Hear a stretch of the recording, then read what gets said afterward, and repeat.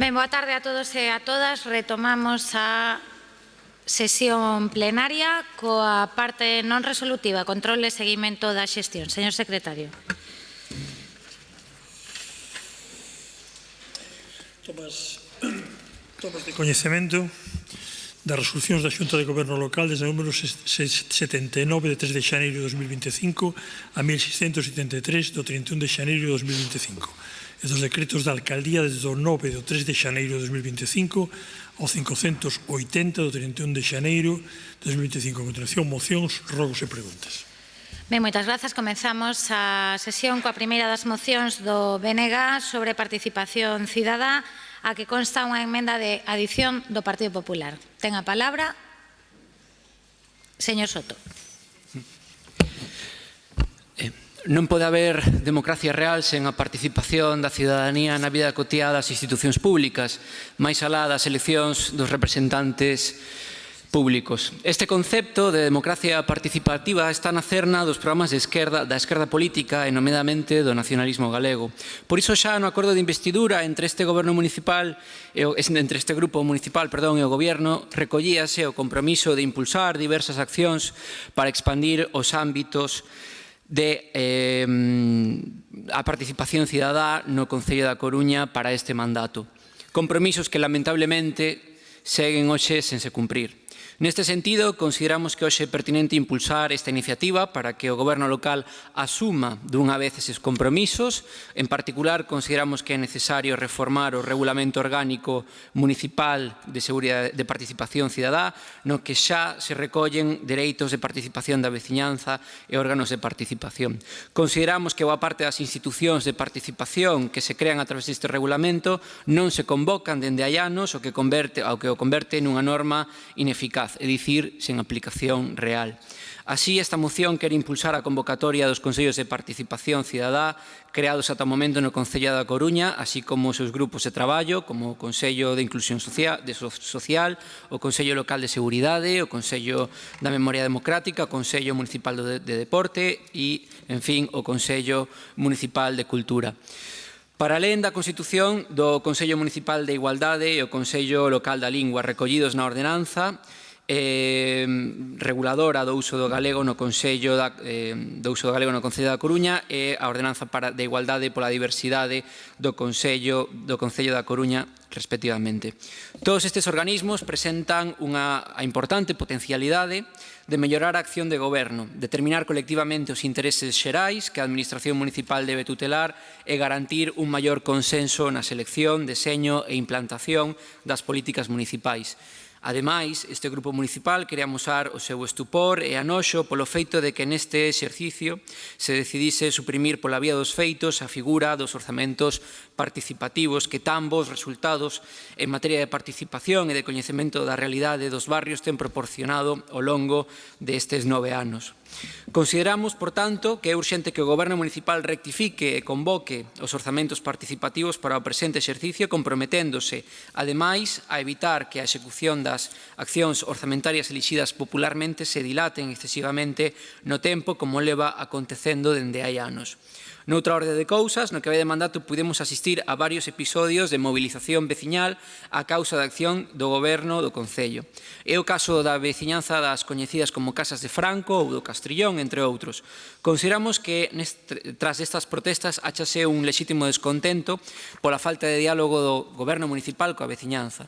Máis recentemente, esta falta de diálogo ten levado a poñer en risco a viabilidade das festas de barrio coa adopción dun novo modelo de financiamento que non soluciona os problemas da alta carga administrativa e financeira que pesa sobre as asociacións veciñais. Asociacións sen ánimo de lucro, cuxos afiliados e afiliadas levan meses denunciando o desleixo do Goberno a hora de colaborar coa organización e financiamento das festas.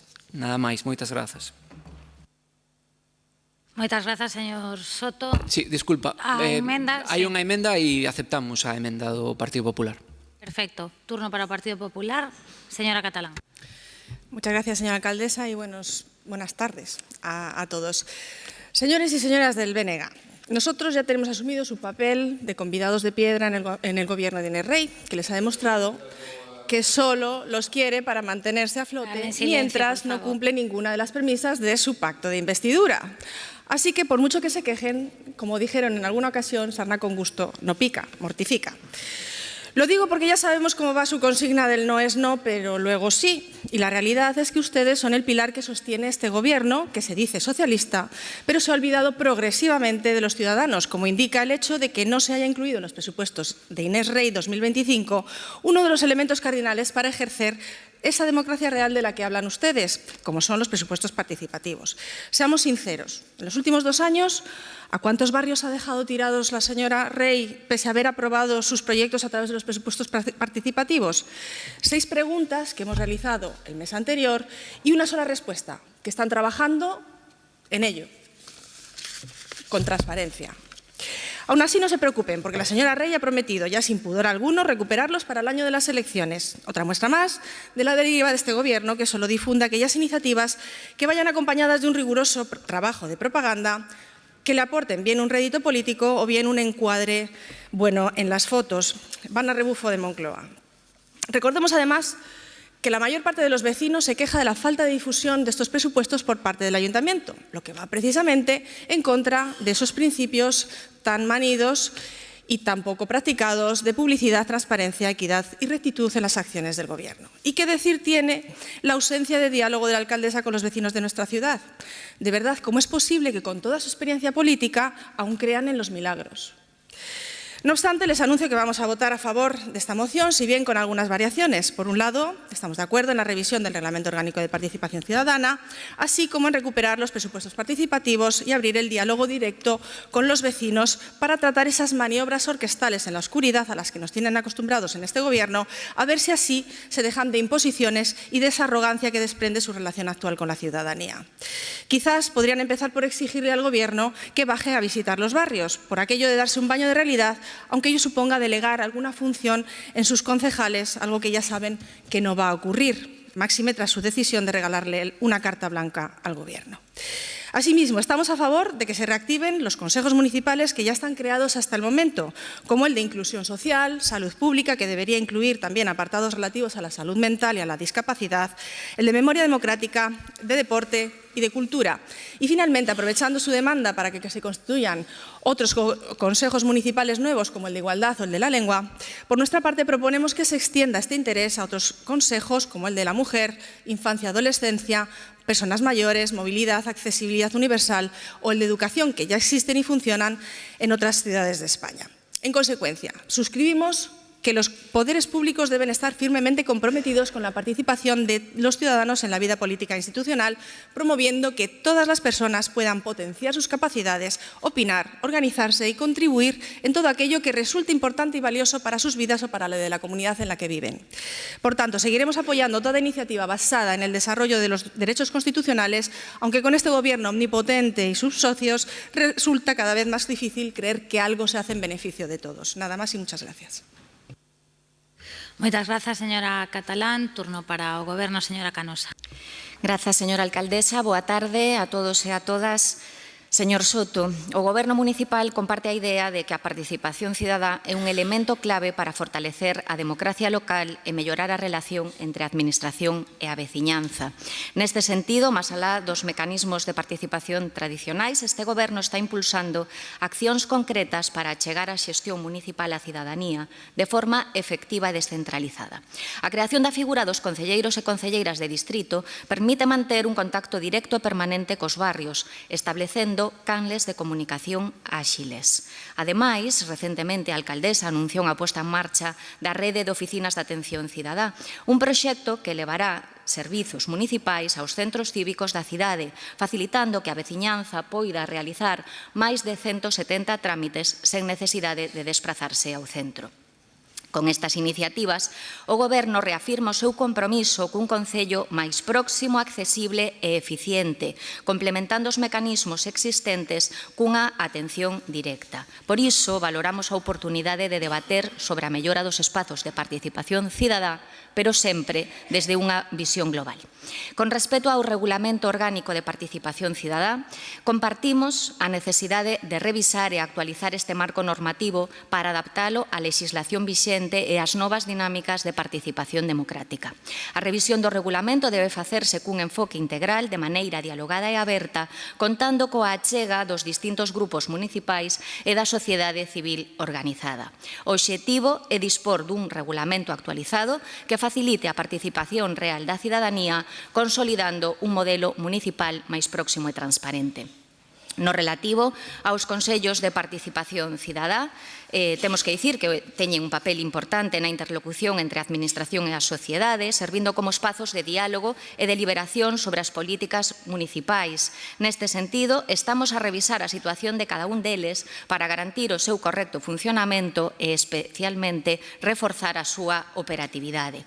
Algúns destes órganos xa están activos e outros, como o Consello de Inclusión Social, terá un protagonismo reforzado este ano co inicio da elaboración do Plan de Inclusión Municipal, o que permitirá dotar as súas reunións de maior contido e enfoque estratéxico.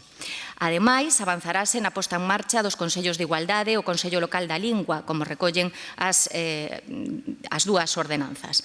Ao respecto da súa solicitude de reforzar a información á veciñanza sobre os proxectos municipais, o Concello xa conta con procesos de presentación pública en actuacións de impacto, como se fixo, por exemplo, en San Andrés, onde se permite á cidadanía que coñeza os proxectos e poidan formular suxestións. Agora ben, non todas as actuacións municipais requiren o mesmo nivel de consulta. A xestión pública exixe equilibrio entre participación e axilidade na execución dos proxectos, especialmente cando interveñen factores técnicos, económicos ou de prazos que non permiten demoras.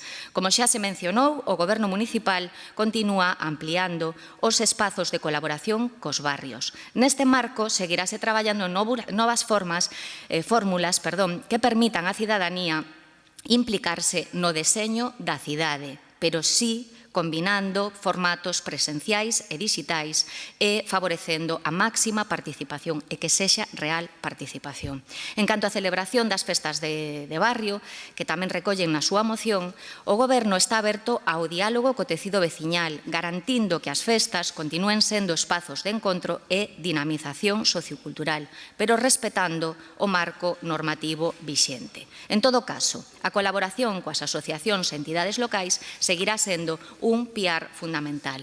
O compromiso da alcaldesa é seguir mellorando os mecanismos de participación, garantindo que as ferramentas sexan útiles, pero, sobre todo, operativas, e sen perder de vista a responsabilidade na xestión. Señor Soto, señora Catalán, estamos a traballar para construir unha Coruña máis aberta, transparente e próxima á cidadanía e votaremos a favor da súa moción. Moitas grazas. Moitas grazas, señora Canosa. Aceptada a enmenda, votamos a moción con enmenda incorporada. Votos a favor. Moitas grazas. Queda aprobada por unanimidade. Segunda moción do BNG sobre transporte marítimo. Señora Beira. Moitas grazas, señora alcaldesa. Ben, pois, desde o BNG con esta moción queremos saudar ao contido do estudo técnico encargado polo Concello da Coruña sobre a viabilidade do transporte marítimo entre a Coruña e Oleiros. Consideramos que é moi positivo que o Goberno municipal asuma o que é unha demanda histórica do BNG a respecto da mobilidade na nosa comarca. Nos sempre consideramos que a posta en marcha do transporte marítimo, como digo, na comarca da Coruña é unha peza máis dunha visión que nós temos desde o Bloque Nacionalista Galego dunha mobilidade desde un punto de vista absolutamente integral, é dicir, non se pode entender que só se poña en marcha, por exemplo, dun xeito illado o transporte marítimo entre a Coruña e Oleiros. Nos consideramos que isto ten que pertencer a todo un concepto, como dicía, integral desa mobilidade. Estamos falando de que hai que poñer en marcha tamén o servizo ferroviario de proximidade, o tren de cercanías na nosa comarca, como temos defendido históricamente, ou temos que mellorar, sen dúbida, o servizo de autobuses que chega á cidade da Coruña. Temos que impulsar eses carrís VAO, carrís bus, nas vías de entrada e saída da cidade, tanto na ampliación da pasaxe como na ampliación de Alfonso Molina, ou ese intercambiador que agora parece asumir todo o mundo con moita naturalidade na zona portuaria, pero que en realidade ven sendo unha proposta do Bloque Nacionalista Galego desde hai moito tempo e que non sempre se recibiu con tanta naturalidade por parte de outras organizacións políticas. No caso do transporte marítimo, incluso o BNG ten recibido burlas por propoñer semellante cousa na nosa comarca, non? O que sí queremos deixar claro con este titular, ademais de que o transporte marítimo ten que pertencer a todo un plan de mobilidade integral na comarca, que non pode reducirse simplemente a un titular puntual. É dicir, este estudo faise porque hai un acordo con Oleiros de estudar a viabilidade do transporte marítimo en 2022, de súpeto o Goberno municipal entendemos que o filtra a prensa e se coñece públicamente ese estudo e non pode quedar ese estudo nun simple titular puntual de comezos de 2025, senón que ten que ser unha aposta política clara. E iso é o que pretendemos con esta moción, que o Goberno municipal se comprometa claramente co transporte marítimo a Oleiros, porque ademais é un transporte que non só vai conectar a cidade, ou nos entendémolo así, que non conectará só a cidade con Oleiros, sino que ten que servir tamén para mellorar as conexións con outras concellos que son limítrofes con Oleiros, se hai uns bons transportes tamén deses concellos limítrofes coa propio concello veciño.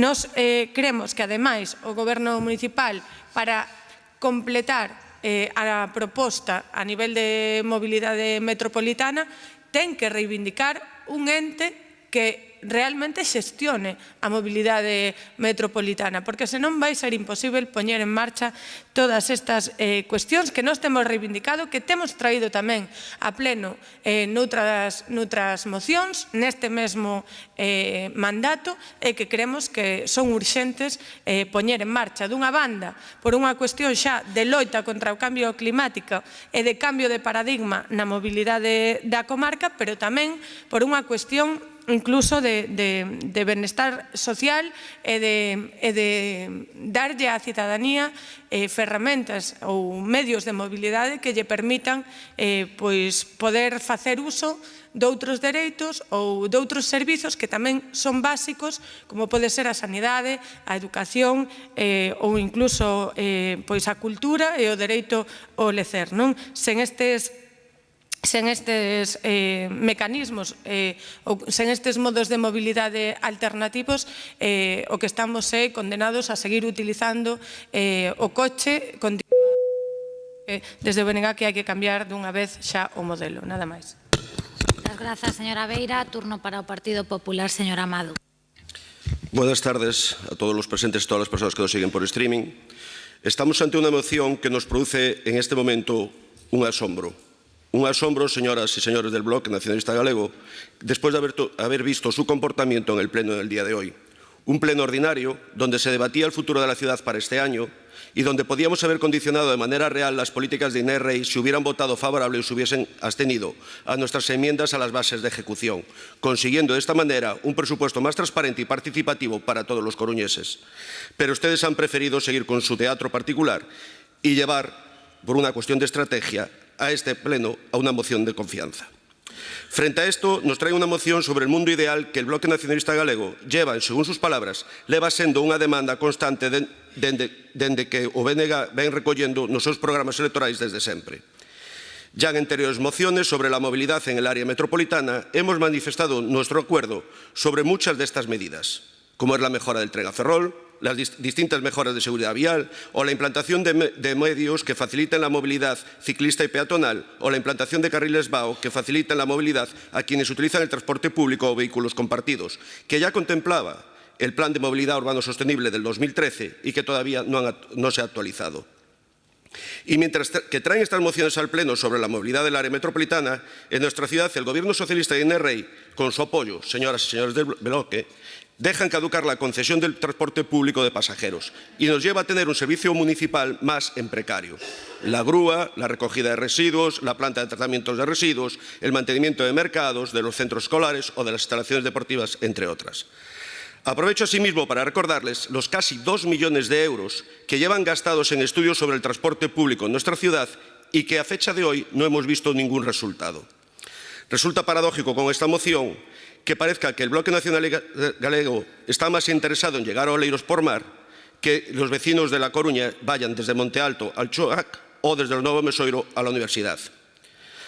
Pero si nos centramos en su moción sobre el transporte marítimo de la comarca, este Gobierno en el año 2023 encargó un trabajo titulado Asistencia técnica de elaboración de estudio de viabilidad técnica para la implantación del transporte público marítimo entre los ayuntamientos de A Coruña y Oleiros, que nos ha costado a todos los coruñeses 17.545 euros y que llegó a las siguientes conclusiones. Que los 3 posibles puntos de atraque que proponen, el itinerario a Coruña-Santa Cristina resultaría operativo todo el año, exceptuando los días de temporal. El itinerario a Coruña-Santa Cruz resultaría operativo solo parte del año, primavera-verano, sin garantizarse las condiciones de confort para los usuarios en otoño e invierno. Y el itinerario a Coruña-Mera solo resultaría operativo exclusivamente en primavera-verano. Recordar en este momento el célebre dicho marinero de aquí de La Coruña, quien cruzó a Marola, cruzó a mar toda. Señoras y señores del bloque, plantear la movilidad marítima del Golfo Ártabro es no conocer las condiciones del mar que nos abarca. Puestos a soñar, también podemos soñar en este momento y hacer mención del gran proyecto del año 1968 titulado La ciudad de las Rías, del gran arquitecto coruñés Andrés Albalat, quien con 3 puentes unía el área metropolitana que forman a Coruña y Ferrol en 10 minutos y 13 kilómetros de recorrido, probablemente más viable que la propuesta que ustedes traen aquí. Y acabo mi intervención pidiéndoles a los señores y señoras del Bloque Nacionalista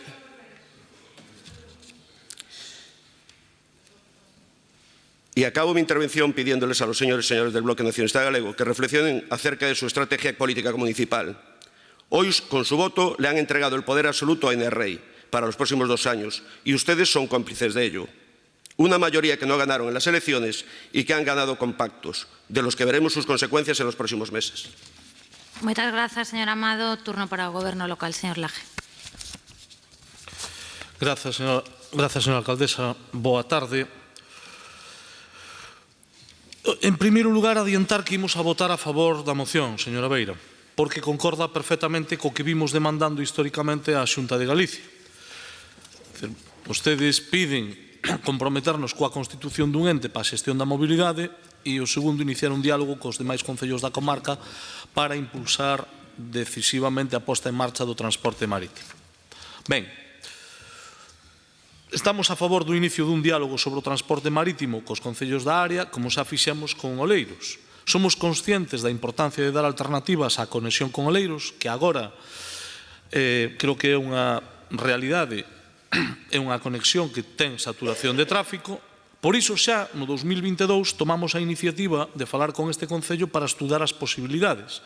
Acordouse facer un estudio dividido en 2 partes, a nosa parte foi a parte de viabilidade que xa fixemos. Dito isto, seguimos na mellor disposición para retomar o asunto e analizar as posibilidades desta conexión marítima.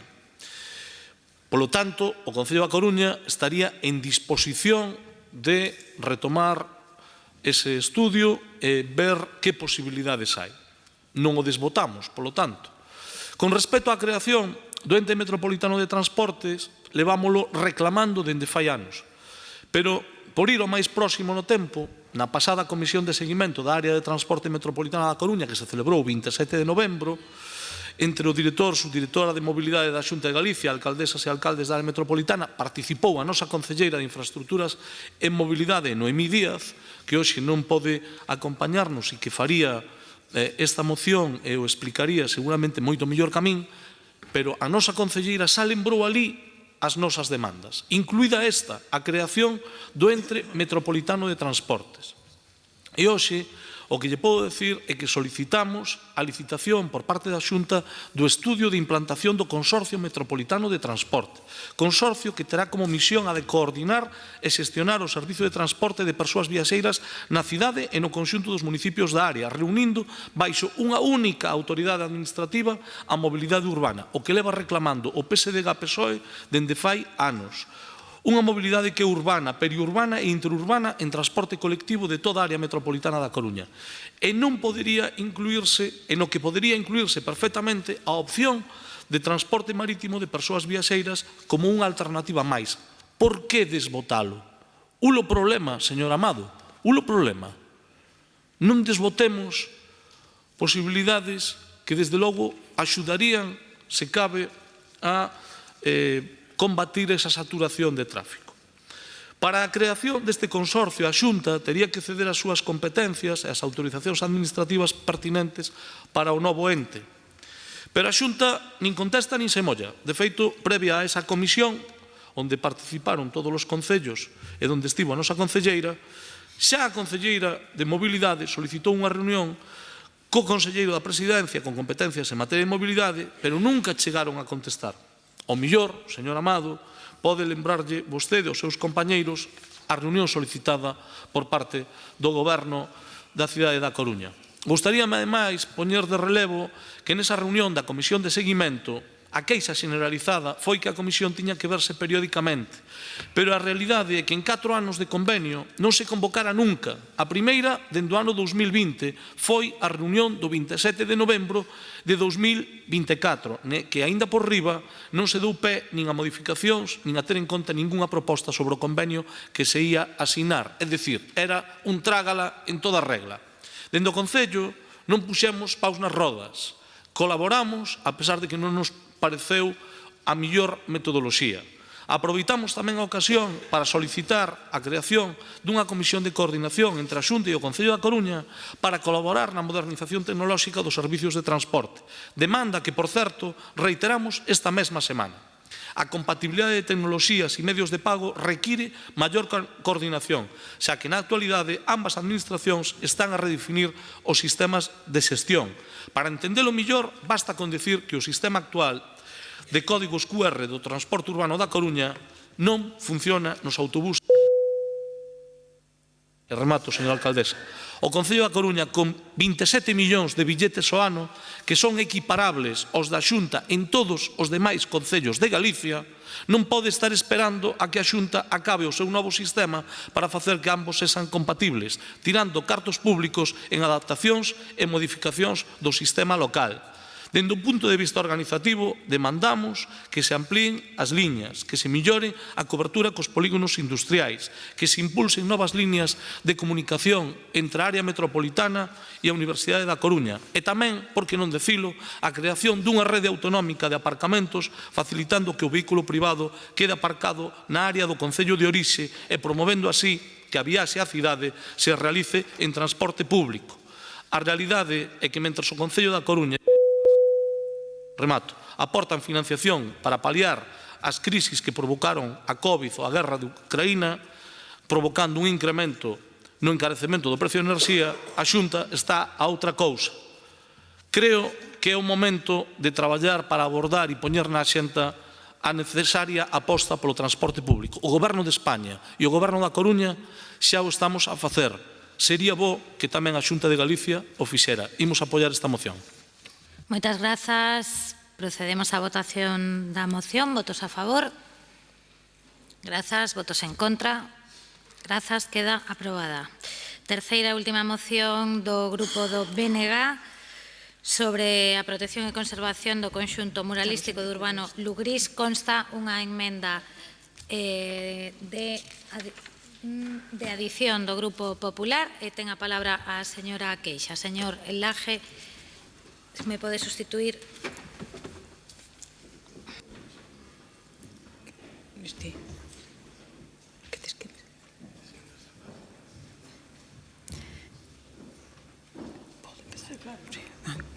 Moi boa tarde, grazas, alcaldesa.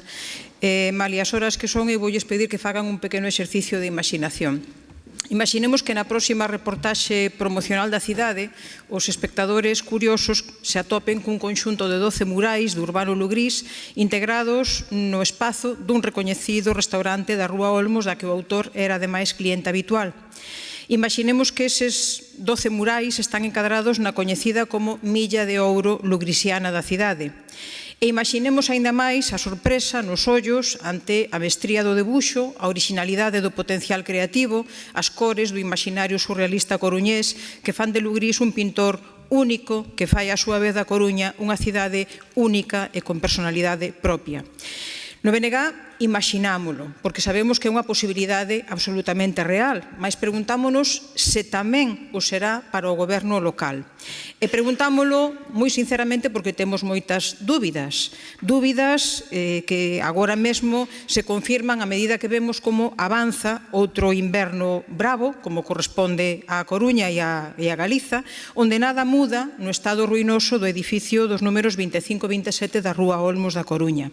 Un edificio que é ben sabido que está sometido a unha degradación exterior que chegou a supoñer incluso un perigo para os transeúntes pola caída de cascallos á rúa, mas que tamén é ben coñecida a degradación interna que está a provocar o que pode ser a perda irreversible e definitiva dun patrimonio cultural único da Coruña, tal e como ten, ademais, recollido o informe que realizaron os técnicos municipais en 2023. A demanda social persistente e organizada nomeadamente nos colectivos Innave Kivitats e a Asociación Umural conseguiron que a Xunta por fin tomase conta da magnitude deste patrimonio cultural e iniciase a incoación do procedemento para declaralo ben de interese cultural en marzo de 2024. Transcorrido xa case un ano, nada sabemos aínda da declaración definitiva como BIC, mas en calquera caso hai que recordar que a simple incoación en sí propia xa obriga a salvagarda e a protección para o conxunto dos murais da Rúa Olmos, que, insistimos, á vista do estado do edificio non semella que estean garantido. Os actuais propietarios teñen a vontade de rehabilitar este edificio, protexendo, ademais, e hai que recoñecelo cunha importante sensibilidade, protexendo estes murais. Mais o goberno local denegoulles a licenza de rehabilitación recentemente, e isto, como é obvio, adiará as imprescindibles primeiras obras de protección destes murais que, non podemos esquecelo, dende maio de 2024 son propiedade da Xunta de Galiza, adquiridos en poxa xudicial por 36.000 euros. A compra destes murais de Urbano Lugrís por parte da Xunta veo acompañada dun anuncio en que se valoraba a intención da Xunta de trasladar estes murais ao Museo de Belas Artes. E temos que decir que esta opción contradí a propia resolución da incoación BIC, que describe literalmente un conxunto de 12 pinturas murais que compoñen un estudado e ben articulado proxecto decorativo onde pintura, estruturas arquitectónicas e elementos decorativos intégranse formando unha obra de arte única e espacialmente unitaria. A proposta que social, económica e técnicamente semella ser a máis respetuosa co patrimonio, a máis viável, é a de conservar estes murais in situ para garantir precisamente a identidade e a integridade da creación artística. E é por iso que solicitamos o apoio a esta moción que se sustenta en dous acordos. O primeiro, impulsar desde o goberno local unha mesa de diálogo interadministrativa nomeadamente coa Xunta de Galiza e a Deputación da Coruña, co obxectivo de mercar o baixo da Rúa Olmos da Coruña que contén os murais de Urbano Lugrís e crear nel o espazo Lugrís. Un compromiso que queremos lembrar que fixo parte do programa electoral de Innerrei e isto xustifica ademais que aceptemos como engádega a emenda do Partido Popular.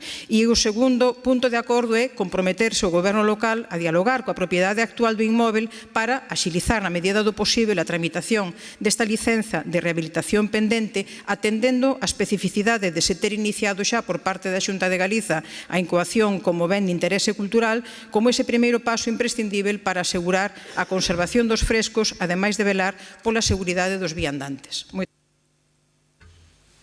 Grazas, señora Queixas.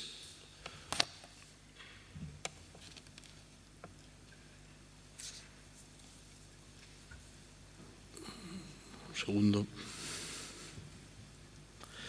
Ten a palabra o señor San Claudio por parte do Partido Popular. Moitas grazas. Señora Queixas, fai 11 meses que o Grupo Popular trouxe a este pleno unha pregunta oral referida ao Goberno da Cidade da Coruña, ao Goberno de Innerrei, respecto aos murais de Lugrís. Hoxe, pasan 11 meses, pasa a carta branca do Bloque Nacionalista Galego ao Goberno de Innerrei. Sí, señora Beira, vostede firmou fai 2 anos un acordo de goberno. E onde está a capacidade de influir do Bloque Nacionalista Galego no Goberno de Innerrei? Vostedes permiten que goberne a señora Rei, permiten os orzamentos da señora Rei e fan hoxe un show de oposición e de exigencia referida ao conxunto do Urbano Lugrís. É sorprendente. Parece que vostede fala desde unha perspectiva absolutamente allea á política cultural, porque na Deputación vostedes tamén gobernan xunto ao PSOE. E vostede fala de impulsar dende a Deputación, que é o que fixeron despois destes 2 invernos dos que fala vostede, dende que a Xunta fíxose cargo deste problema? Que é o que están a facer? Temos que pedir traballo, eficacia e responsabilidade. Non poden poñer esta careta de oposición, prometer o que non están a facer e finxir aquí que o reclaman. Porque, señora Queixas, se fai 1 ano, 2 anos, a Xunta de Galicia entra no asunto, compra os murais, fainos propio dos galegos e das galegas, senón estarían rumbo a Vigo, a unha galería privada. Asume o problema, entra na situación de concurso. Por que non o fixe o goberno de Inés Rei? Por que non o exixiron? Era un dos seus compromisos electorais. Canto custa agora o espazo Lugrís? Canto vai custar agora que xa están máis privadas fora do concurso? É que a súa teoría, señora Queixas, perdóneme que lle diga, sae máis cara a salsa que o peixe. Porque fai 2 anos, cando vostede puido facelo, exixir o cumprimento do programa ao goberno de Inés Rei, non o fixo. E agora, cal é a consecuencia? Cal é ese modelo que han falado co goberno de Inés Rei? Temos, por tanto, 2 modelos de xestión cultural en riba da mesa. O modelo da Xunta de Galicia, que atallou o problema, preparou a declaración BIC e fíxose responsable do patrimonio dos coruñeses e dos galegos e galegas. E o programa, o modelo da señora Rei, que non ten problema en anunciar electoralmente que vai crear un espazo Lugrís, cando ten a oportunidade non o crea e hoxe votará que o crea e non o acabará creando. E temos que dicir que ese é o modelo correcto cultural. A onde estamos indo, señora Queixas? É verdade que son vostedes o nacionalismo que máis barato lle sai ao socialismo, máis caro aos coruñeses e, sobre todo, a cultura desta cidade. Temos, por tanto, hoxe unha débeda pendente. Eu quero facer dende aquí un ofrecemento persoal e público. Se o goberno da señora Rei ten un proxecto en riba da mesa respecto a ese compromiso electoral de crear un espazo Lugrís, eu persoalmente ofrézome a chegar ao encontro ca Xunta de Galicia e poder dialogar en base a ese futuro expositivo do Urbano Lugrís. Yo debemos a moitos coruñeses e coruñesas que puxeron nombre dos artistas fai moitos anos como Lugrís na palestra. Permítame que faga unha mención cariñosa ao seu mecenas principal na cidade, Miguel San Claudio San Pedro. E hoxe a administración pública vive de espaldas. Hoxe vostedes veñen aquí a defender que cultura cultural, que política cultural. Polo tanto, creo que a proposta é boa, pero está lonxe do que pode ser realidade. Se fan vostedes, insisto, unha proposta expositiva e centrada na obra de Lugrís e que teñen un sentido, teñen o compromiso deste partido, o meu persoal propio, de poder chegar a un entendemento co resto de entes públicos. Moitas grazas. Moitas grazas, señor San Claudio. Turno para o Goberno, señor Castro. Sí, boa tarde. Comprázome moito ver a unanimidade en torno á necesidade da recuperación de algo que forma parte esencial da tradición cultural da nosa cidade e, efectivamente, tamén pola súa propia ubicación adquire un valor, se cadra, moito máis relevante. Esa importancia e trascendencia da obra de Urbano Lugrís, que non é cuestionada, só pode atender a un modelo de xestión que é o colaborativo, o de cooperación entre administracións, e neste caso entre 2 administracións, como son o Concello da Coruña e a Xunta de Galicia, e así se ten feito durante o último ano e medio. E recollo efectivamente ese guante. Eu creo que efectivamente as súas palabras son palabras sinceiras que o Goberno da Xunta e o Conselleiro de Cultura en particular atenderán, porque non teño ninguna dúbida ao respecto, este asunto como debe de atenderse con colaboración e con cooperación institucional para levar adiante as actuacións que todos e todas queremos. E, dito isto, eu non podo deixar, se me permite, de facer un pouco de pedagogía, porque creo que é moi importante A ver, son unha persoa de letras e entón dolle moita importancia ás palabras, non? E sobre todo como se utilizan. Creo que é moi importante facer certa pedagogía en torno ao contido da iniciativa da moción que se nos apresenta no día de hoxe.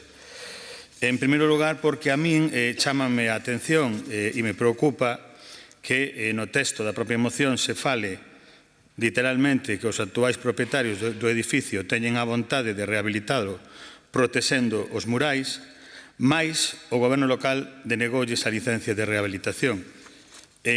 Afirmación que se reitera na exposición nesta sesión plenaria e, efectivamente, a mí me preocupa porque isto que parece trasladar é que aquí as licencias se conceden ou non se conceden de forma arbitraria, según o parecer do propio goberno municipal e según, digamos, o momento, non? Porque se responsabiliza a un goberno municipal da concesión ou non dunha licencia. Efectivamente, isto non é así, pero non é así por dúas razóns. En primeiro lugar, porque as licencias están sometidas a un control de legalidade con informes técnicos que atenden precisamente a iso, a legalidade urbanística e que non se poden soslayar por ningún goberno. Pero, en segundo lugar, é que non se denegou ningunha licencia. A realidade é que non se denegou ningunha licencia. E eu creo que é bo que a esta corporación municipal se traian efectivamente as iniciativas con un mínimo de rigor, cando menos en cuestións tan esenciais, tan importantes como esta.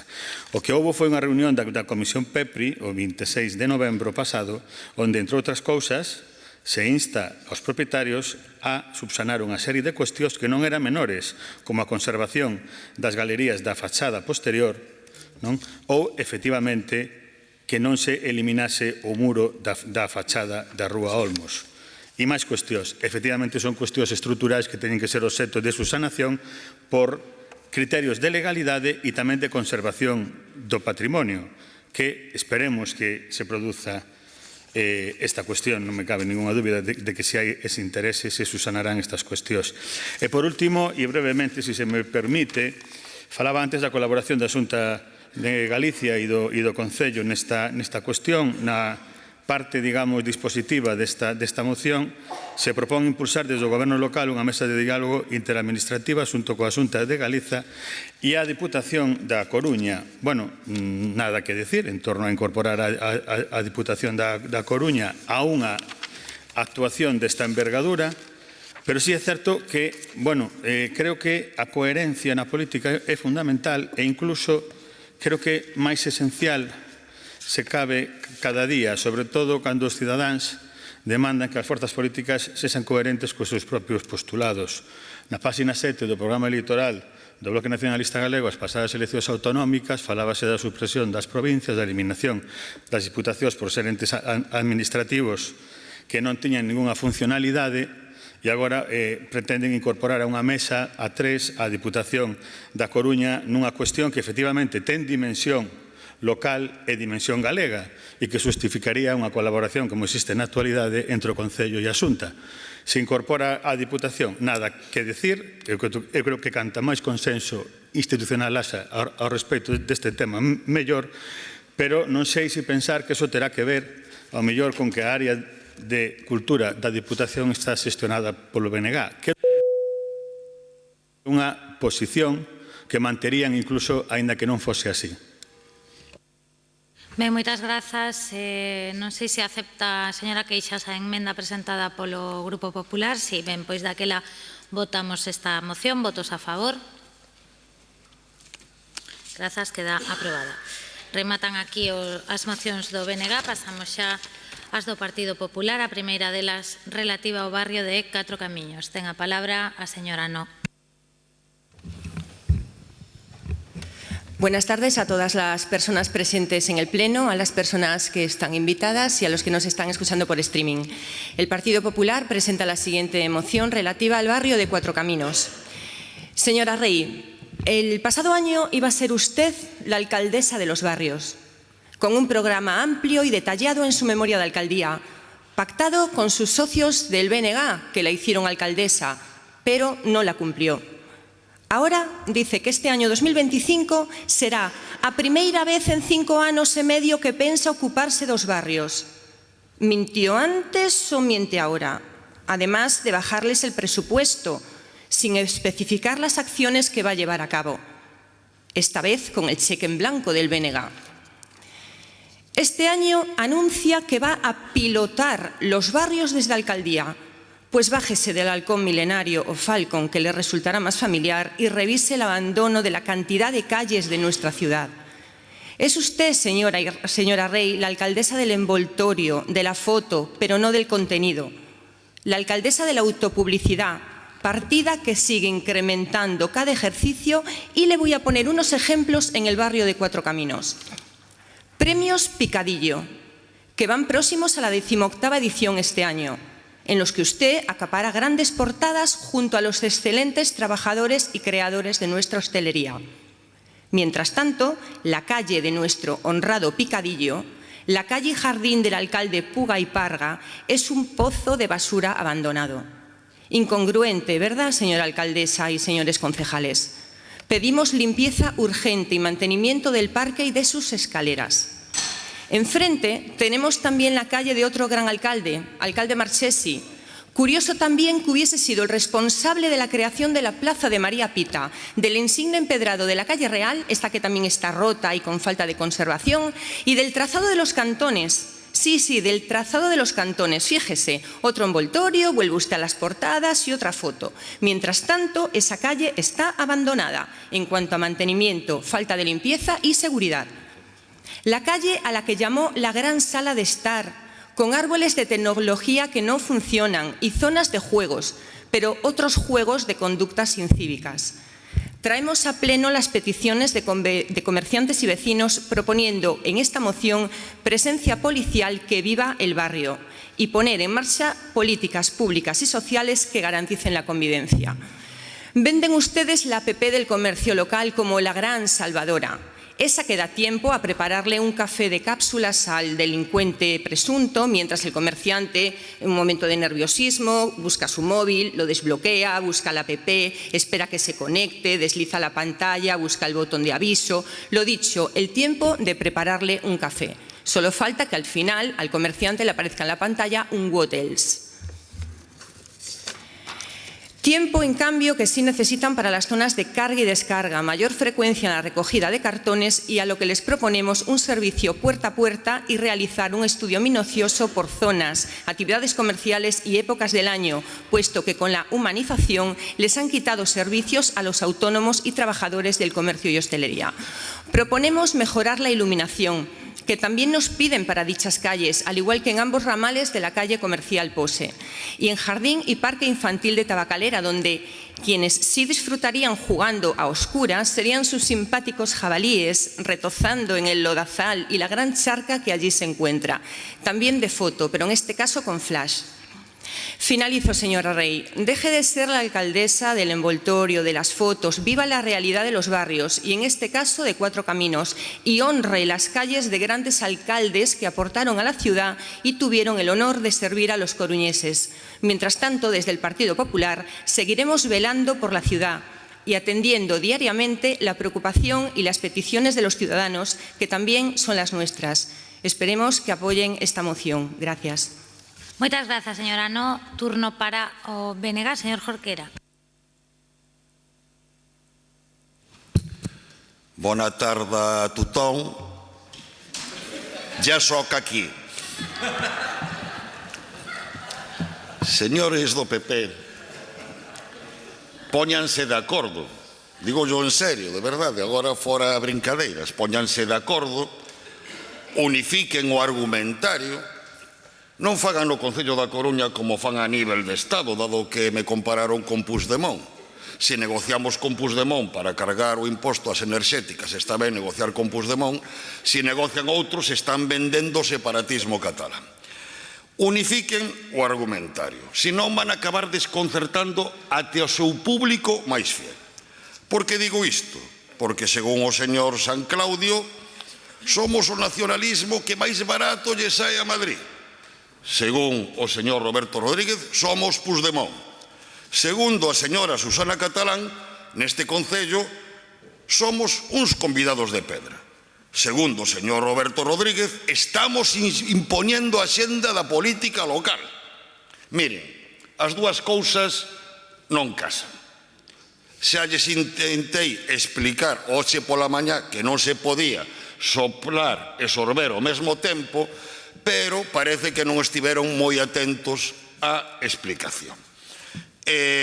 Feitas estas aclaracións, aproveito tamén a mero título informativo para explicarlle con ánimo pedagóxico, señor Amado, que para ir da Coruña a Santa Cruz ou Santa Cristina por conexión marítima non é necesario cruzar a Marola, se quere logo yo explico nunha parte, e para que conste en acta, para que os coruñeses do futuro examinen o rigor dos concelleiros e concelleiras desta corporación, segundo o señor Amado, é máis viável, imagino que económicamente, unir Coruña con Ferrol, con 3 pontes que salven a ría da Coruña, a ría de Ares e Betanzos e a ría de Ferrol, que restablecer o transporte marítimo de ría na ría da Coruña.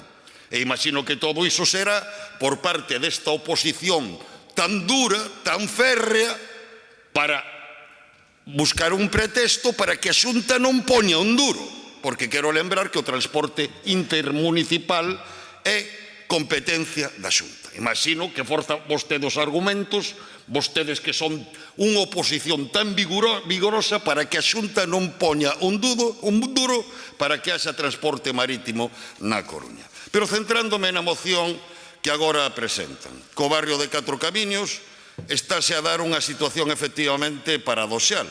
Mentras dunha banda esta zona céntrica da cidade semella que cobra impulso, pois hai moitos edificios en rehabilitación e outros en construción, hai en cambio zonas de Catro Camiños que están vivindo un proceso de degradación preocupante. O BNG non gosta de alimentar o alarmismo coa inseguridade, mas é certo que en algunhas zonas houve un incremento da delincuencia e da sensación de inseguridade motivada tamén pola reiteración de comportamentos incívicos. Por iso estamos de acordo en que se reforce a presenza da policía local, aínda que é certo que na rúa Alcalde Marchersi implantouse o programa piloto Botón de Pánico e os propios veciños valoran positivamente esa medida por moito de que aquí se quixese frivolizar. Con todo, como acontece noutras zonas da Coruña, o rebrote de algunhas formas de delincuencia ten na maioría dos casos que ver co incremento do consumo de drogas e da adicción, problema que hai que abordar tamén desde a prevención e na súa dimensión social e de saúde. Hai problemas coa xestión da carga e descarga e a recollida de algúns residuos que creemos que hai que solucionar. Saudamos que se optase por peatonalizar a rúa Alcalde Marchesi, con todo o pavimento mobiliario escollido foi no seu momento obxecto de controversia, mas sen entrar nese debate, o certo é que o mantemento e o cuidado desa rúa ten grandes deficiencias. E abonda con pasear por ela para constatar como moitas veces dá un aspecto de suciedade. O resto dos puntos que figuran na parte resolutiva son, en boa medida, demandas comuns ao conxunto dos barrios da cidade. No noso contacto ca veciñanza e nas nosas visitas aos barrios constatamos que estas preocupacións son compartidas, como déficits de mantemento de prazas, rúas, parques e xardíns, e déficits tamén en moitas ocasións en materia de limpeza. Polas razóns de banditas, imos votar a favor da moción. Grazas. Ben, moltes gracias per la seva intervenció, señor Jorquera. Pasamos agora ao Goberno, señor Díaz Gallego. Gracias, señora alcaldesa. Me alegra mucho esta moción, desde luego, del Grupo Municipal Popular, porque me permite hablar del barrio en el que viví 32 años y del cual ahora soy concejal de distrito, y también de todo lo que hemos hecho desde 2019 y que, desde luego, se aleja por completo de esa imagen catastrofista que tiene el Partido Popular de todos los barrios de la ciudad, que te hace pensar de verdad si quieren representar a esta ciudad o no. Hoy un vecino de Cuatro Caminos puede ir al Parque Infantil de Tabacos, renovado, porque en 2019 se hicieron mejoras para dotarlo de nuevos juegos y pavimentos. Dentro de poco incluso podrá ir a un parque más grande porque estamos tramitando su ampliación. Puede pasear por Alcalde Marchesi, por Primavera, por Río Monelos y por Puga y Parga, Picadillo, porque hemos peatonalizado esas calles para dar más seguridad al peatón, permitir el ocio en la calle y fomentar la actividad comercial. Ha visto mejorada la movilidad ciclista y rodada en la Casa del Mar y en Pérez Ardá, porque hemos ejecutado las dos glorietas que, según su grupo municipal en el mandato pasado, iban a ser el fin del mundo y un terror para la movilidad, y que han demostrado ser un elemento muy positivo para la movilidad en el barrio. Los vecinos de la calle Cabana y de Santiago Rey Fernández de la Torre viven hoy en una calle mejor urbanizada, con mejor iluminación y con mobiliario urbano que en 2015. porque este ha sido el gobierno local el que ha ejecutado unas obras durante mucho tiempo demandadas. Los padres de los CEIP, Concepción Arenal y San Francisco Javier, tienen entornos escolares más seguros porque ampliamos las aceras, elevamos pasos de cebra y dotamos de mobiliario y arbolado a los entornos escolares. Los jóvenes del distrito y también de toda la ciudad acuden de forma masiva a pasar su tiempo de ocio en la zona multideporte de José Toubes, jugando al baloncesto, practicando el skate o en la zona de calistenia, un espacio, por cierto, en el cual ya se hacía deporte de manera no reglada hasta que ustedes, en el único mandato que gobernaron, lo llenaron de coches. También pueden ir a estudiar y a disfrutar de su tiempo libre en el Remanso, un equipamiento juvenil pionero en la ciudad que es un éxito absoluto y que está también en el barrio de Cuatro Caminos. Aún recuerdo cuando le decían a mi compañera Yoya Neira que no lo usaba nadie ese equipamiento. Entiendo que es que nunca estuvieron en él. Pero es que les digo más, señores del Partido Popular, los vecinos de Cuatro Caminos tampoco están preocupados ya por su seguridad y su salubridad, porque este gobierno local ha sido el que ha demolido, por ejemplo, el edificio de Santa Lucía 8, que tanto preocupaba por su estado a los vecinos de la zona. Y tampoco están preocupados por otro tipo de seguridad, porque la Concejalía de Seguridad Ciudadana, que dirige mi compañera Monse Paz, trabaja específicamente con la zona de Cuatro Caminos y concretamente con la calle Alcalde Marchesi, y desde el 1 de octubre de 2024 solo se ha recibido un único aviso por un problema de seguridad en la zona. Mi propia compañera Monse Paz estuvo esta semana con los vecinos y comerciantes y le trasladaron que no tienen ningún problema con el nuevo programa que ha implantado el gobierno local. Sí les puedo decir en todo caso que están preocupados porque han traído esta moción al Pleno sin hablar con la Asociación de Vecinos del Barrio, lo cual prueba el método que tienen ustedes a la hora de traer mociones al Pleno. Cogen un barrio al tuntún, meten en la contelera inseguridad, insalubridad, droga, suciedad, y lejos de ayudar al barrio al que supuestamente dicen defender, lo que crean es una estigmatización que en nada beneficia a los vecinos y a los comerciantes de la zona. Reitero, el compromiso de Inés Rey con Cuatro Caminos se traduce en 5 millones de euros invertidos en mejora del espacio público en lo que llevamos de los 2 mandatos de gobierno, y otro medio millón de euros en sus equipamientos, en sus edificios públicos. Una fuerte inversión que lo que indica es un fuerte compromiso, como por otra parte hemos tenido con todos los barrios de la ciudad. Muchas gracias. Muchas gracias, señor Díaz. Procedemos a votación desta moción. Votos a favor. Moitas grazas. Queda aprobada. Segunda moción do Grupo Popular sobre a situación das persoas sen fogar. Señora López, ten a palabra. Grazas, señora alcaldesa. Boa tarde a todos e a todas. A carencia de fogar é unha forma grave de pobreza e de privación na que calquera de nós pode verse en algún momento da súa vida por circunstancias diversas, por causas diversas. Por esta razón, temos que observar como vai progresando ao longo do tempo.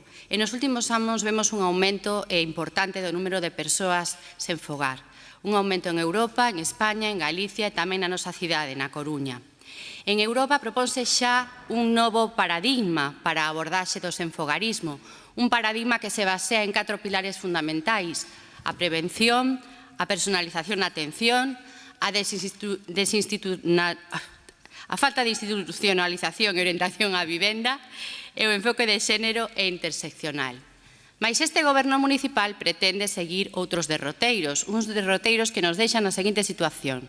Na actualidade non existe un plan operativo cuns obxectivos cuantificables, un seguimento dos resultados ou unha partida orzamentaria comprometida para levar a cabo unha estrategia eficaz e unha estrategia completa que implique a todos os actores sociais. Tampouco existe a prevención como forma de intervención, é dicir, ante a presión da demanda, vostedes fan unha resposta inmediata, no mellor dos casos, pero non hai establecidos programas ni medidas de prevención, a pesar de que se sabe que a acción nos primeiros 6 meses prevén a cronificación dos problemas de desenfogarismo. En a actualidade, vostede ofrecen recursos dende o goberno municipal de urxencia e de emerxencia, mais non de prevención.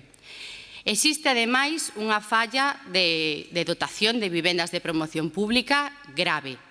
Existe unha falla de coordinación e cooperación cas entidades en ánimo de lucro que, digamos, se adican ao eido da inclusión social, cando o Concello debería de ser o ente que coordinase a actividade de todas estas entidades e, ademais, debería de ser o que liderase a planificación dunha estrategia efectiva e eficaz. Por outro lado, fai falla un rexistro único de persoas sen fogar que non existe para, deste xeito, poder acondicionar as necesidades reais aos recursos existentes. Dicía o señor Laje que el non quere explicar as cousas que son evidentes. Bueno, pois eu teñolle que explicar algo que é evidente. hai que acondicionar os recursos ás necesidades reais. E que vostede diga que se incrementa un 1,1% os orzamentos de servizos sociais cando a demanda é moitísimo maior, pareceme canto menos un insulto á intelixencia, se me permite esta expresión. Vostedes, para este ano 2025, pese ao incremento de número de persoas en fogar, propoñen unha diminución do 2% do orzamento para comedores sociais, unha diminución do 40% do orzamento para emerxencia social, unha diminución do 60% do orzamento para a renda social. O equipo municipal de inclusión social está composto únicamente por 6 persoas, unha coordinadora, 4 traballadoras sociais e unha educadora social, que tiveron que atender a 689 persoas, 371 en situación de rúa no ano 23. O Servicio Municipal de Urxencias Sociais, o SEMUS, no ano 23, que tamén está composto únicamente por 6 persoas, 4 delas que se dedican a intervención social e 2 persoas voluntarias, tiveron que atender a 742 persoas diferentes, facendo 742 intervencións diferentes. Pódenme decir se consideran que estas intervencións poden ter algunha eficacia no medio e no longo prazo, tendo en conta o exiguo destes equipos e tendo en conta a escaseza de recursos, por moito que se esforcen estas persoas dos equipos, por moi ben que fan o seu traballo. Pódenme decir se poden seguir as directrices marcadas por Europa. Pódenme decirse que as súas políticas non deixan a ninguén atrás. Claro que deixan a xente atrás. Deixan atrás os máis vulnerables. Deixan atrás os máis vulnerables pola súa falla de capacidade para gobernar e para xestionar os recursos das coruñesas e dos coruñeses. Por outra banda, non existen tampouco políticas que permitan a participación activa da poboación sen fogar, nin tampouco unha sensibilización á cidadanía para previr a estigmatización e a vitimización do colectivo. Non existe tampouco unha resposta axeitada a colectivos específicos dentro do grupo de persoas en fogar, como son as mulleres, que representan un cuarto das persoas en fogar e que moitas delas sufren agresións sexuais na rúa, como son as persoas migrantes, que representan un 28% das persoas en fogar, son persoas migrantes que queren comenzar de cero unha vida digna na nosa cidade, e como son as persoas con enfermidades mentais. Un 57,8% das persoas que viven na rúa conviven con trastornos depresivos severos. Estes non son datos que me invente, son datos que veñen dunha enquisa do INE feita a persoas sen fogar. Ben, en base a todo isto propoñemos a seguinte moción. Con esta moción damoslle todo o traballo feito, unha moción que o que queremos é que se adira ao Concello da Coruña a sindicación e a Declaración de Lisboa e da Estrategia Nacional para persoas en fogar. E remato xa. Se non queren cumprir esta moción, como outras moitas que non cumpriron, polo menos copien os seus puntos, porque xa saben que cando nos copian, acertan. Mais nada pola miña banda, moitas grazas. Moitas grazas, señora López. Turno para o BNG, señor Soto. Moitas grazas, señora alcaldesa. Ben, a verdade é que é unha moción na que eu sou totalmente de acordo. Eu incluso direi que admiro, de verdade, sinceramente, o compromiso social que ten amosado a señora López en moitas mocións neste sentido, igual que outros membros do grupo municipal do Partido Popular, o señor Lorenzo, en fin. Pero eu creo que tamén temos que ser claras e claros cando falamos deste tipo de cuestións. A verdade é que creo que se cadra a moción non era para presentar aquí. Eu vexo a parte propositiva. Falan vostedes de definir con claridade de forma unívoca os destinatarios das intervencións. Vexa unha cousa, a Constitución, no artigo 148, permite que as comunidades autónomas asuman competencias en materia de servizos sociais. O noso Estatuto de Autonomía, no seu artigo 27, asume esas competencias. E a Xunta que fai? Porque isto é un mandato para a Xunta. Deseñar e implantar un plan operativo que conteña as seguintes fases. Tamén é cousa da Xunta. Crear instrumentos e mecanismos de coordinación e cooperación entre os servizos sociais. Iso é unha tarefa da Xunta. Elaborar un protocolo de coordinación entre os diferentes sistemas. Tamén é competencia da Xunta. En fin, poderíamos seguir, de acordo? Eu creo que simplemente se equivocaron traendo esta moción aquí. En calquera caso, sí que é certo que os concellos, na lei de bases do réxime local, teñen, está recollida a competencia en materias de atención inmediata á exclusión social. E eu creo que aí se poden facer cousas. Miren, nun informe bastante recente da rede FACIM sobre as causas do senfogarismo, apúntanse a 3 cuestións que nós temos traído aquí moitas e moitas veces. As principais causas do senfogarismo son a vivenda, os problemas de vivenda, os problemas de saúde mental e os problemas de desigualdade. Nós temos traído moitas mocións aquí que sí entran dentro da competencia deste goberno. A falta de vivenda é a primeira causa do senfogarismo. Un 40% das persoas sen fogar sono porque non teñen acceso a unha vivenda. E isto ten causas institucionais que temos que ver no recorte do orzamento da vivenda pública. A Xunta de Galiza leva dende o ano 2009 recurtando os orzamentos en materia de vivenda pública. Témolo que ver na fin da moratoria dos oficiamentos, esa moratoria que foi tan atacada durante estes días polo Partido Popular a nivel estatal e que regulaba unha compensación por parte do goberno para aquelas persoas propietarias que non recibían a súa renda e que non poderían desafizar as persoas ocupantes. Tamén ten que ver coa desregulación absoluta do mercado da vivenda polo que aboga o Partido Popular. Hoxe trouxemos aquí a aprobación inicial da regulación das BUT, unha ordenanza, eu creo que basilar, importantísima, fundamental para este mandato.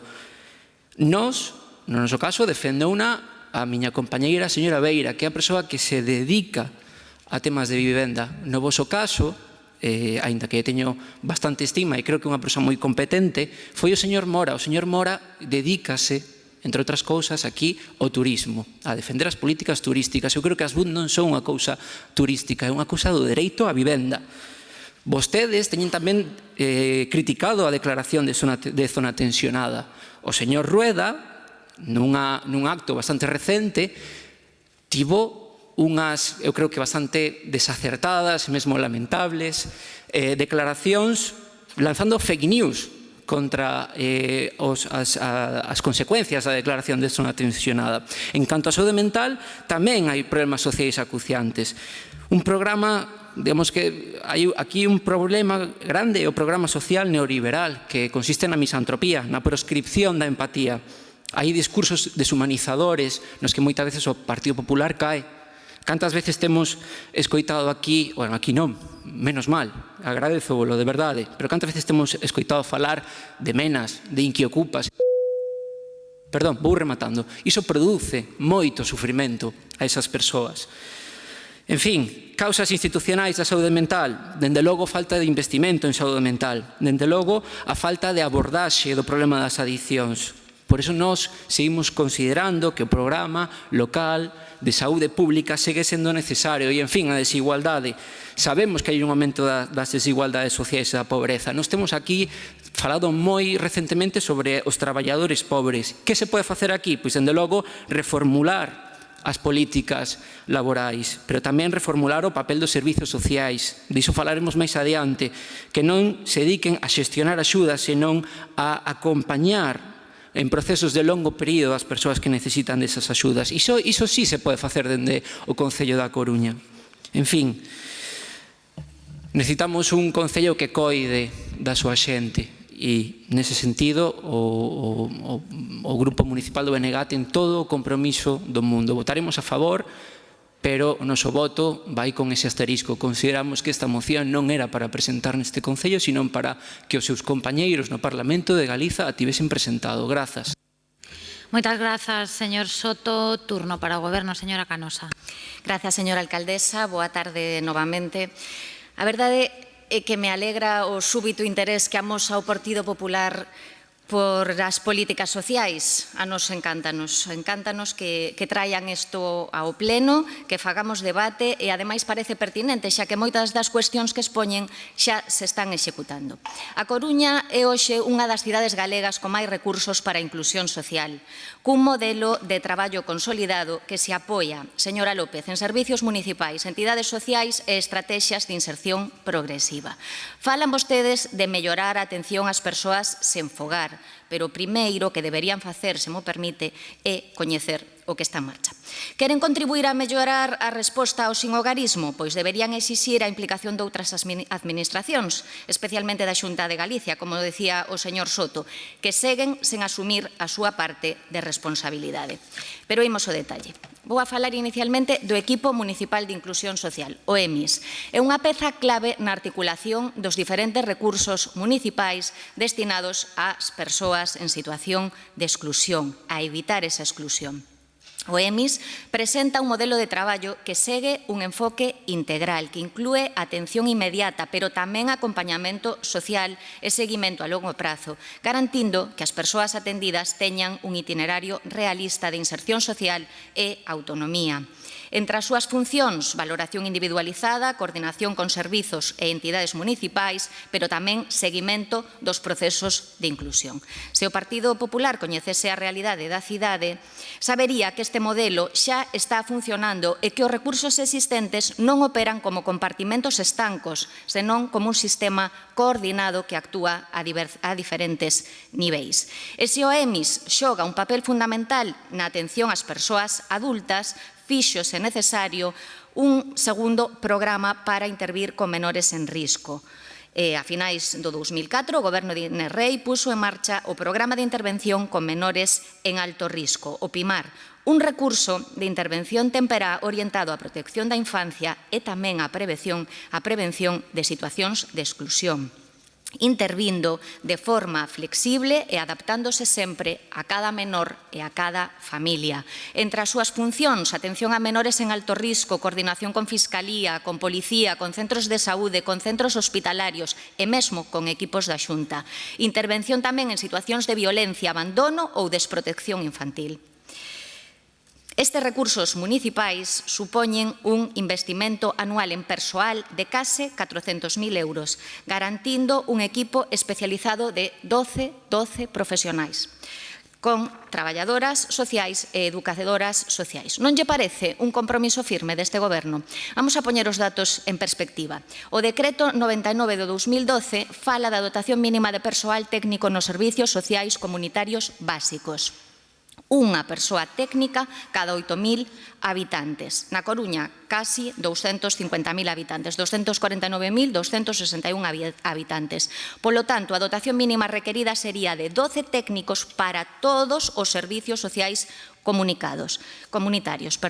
Isto significa que só cos equipos de inclusión, o EMIS e o PIMAR, estamos a destinar o 37,5% do persoal que obriga a lei, é dicir, máis dun terzo da dotación mínima exixida pola normativa autonómica. Tamén a finais de 2024, puxose en marcha un recurso pioneiro en Galicia, o Centro Municipal de Atención Social Continuada, con 40 prazas, para persoas en situación de rúa. Trátase dun servizo de baixa exixencia, o que o fai aínda máis especial, garantindo que ninguén quede sen un espazo seguro onde cubrir as súas necesidades básicas e onde poder iniciar un itinerario de inclusión. O orzamento anual deste centro ascende a 521.294 euros. A Xunta de Galicia non conta con ningún equipamento similar, por certo. Ademais do Centro de Atención Social Continuada, o Concello dispón de outro servizo contratado que complementa a resposta ao sinhogarismo e o Servicio de Atención en Rúa, 177.222 euros. Outro dos aspectos que o Partido Popular propón como innovación nesta moción é a colaboración co tecido asociativo. Señora López, xa existe, está consolidado. Grazas, perdón, señora alcaldesa, remato case. Conta con financiación municipal, unha financiación de máis de 700.000 euros. Falamos de convenios con Padres Rubinos, Cociña Económica, Boa Noite, Accen, Provivenda. Como poden ver, falamos dun proceso planificado, orzamentado e coordinado, cunha inversión anual de 1.866.000 euros destinados exclusivamente á atención ás persoas sen fogar e en situación de vulnerabilidade. Este investimento garante unha estrategia integral. Agora ben, este sistema non se limita á prestación de servicios básicos, non, senón que articula unha verdadeira rede de vivenda social e recursos habitacionais. Na Coruña, 96 vivendas. Podemos detallalo despois, se o considera, señora López. Por lo tanto, quero destacar a relevancia deste modelo que prioriza a estabilidade e a dignidade das persoas. Non se limita a ofrecer aloxamentos temporais ou de baixa exixencia, senón que aposta por solucións habitacionais estables, acompañadas de un seguimento social e intervención profesional. Ese compromiso coa vivenda non é un complemento máis, senón un eixo estratégico da política municipal de inclusión. Con todo isto preguntaránse, se hai tanta inversión en equipamentos na cidade, como é posible que sigamos a ver xente dormindo nas rúas?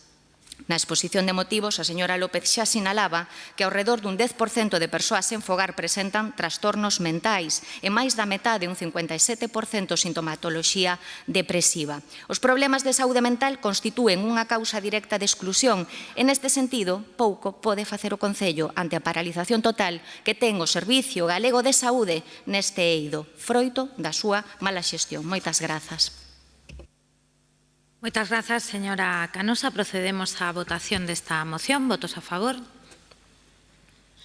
Grazas, queda aprobada. Terceira e última moción do Grupo Popular sobre superávit presupuestario do ano 2024. Señor Rodríguez. Boas tardes. Señor Jorquera, eu encantado de que vostede este aquí. Sabe que a meva estima é sincera. Se lo puedo decir en catalán, en gallego ou en castelán, ainda que lle gustaría menos, pero vostede o sabe. O que ocorre é que non hai esa contradición que vostede nos imputa. A contradición son vostedes mesmos. Vostede hoxe, na súa intervención, pasou de retirarlle a confianza á alcaldesa que vostede decidiu colocar aí, enumerou todos os incumprimentos un por un que levaron a esa perda na credibilidade, para a continuación atribuirse o mérito de outros tantos logros a presión que vostedes exercen. Aclárense vostedes. Son toro ou son torero? Porque non se pode, como vostede ben di, soplar e sorber. Non pode ser que gracias á presión do Bloque Nacionalista Galego se negocia a cárcere, haxa ordenanza de vivendas de uso turístico, haxa declaración de zona tensionada, todo fruto desa presión, e logo que ocorre? Que para as cousas malas vostedes non pintan e para as que sacan adiante o mérito seu? Home, eso non está ben, señor Jorquera.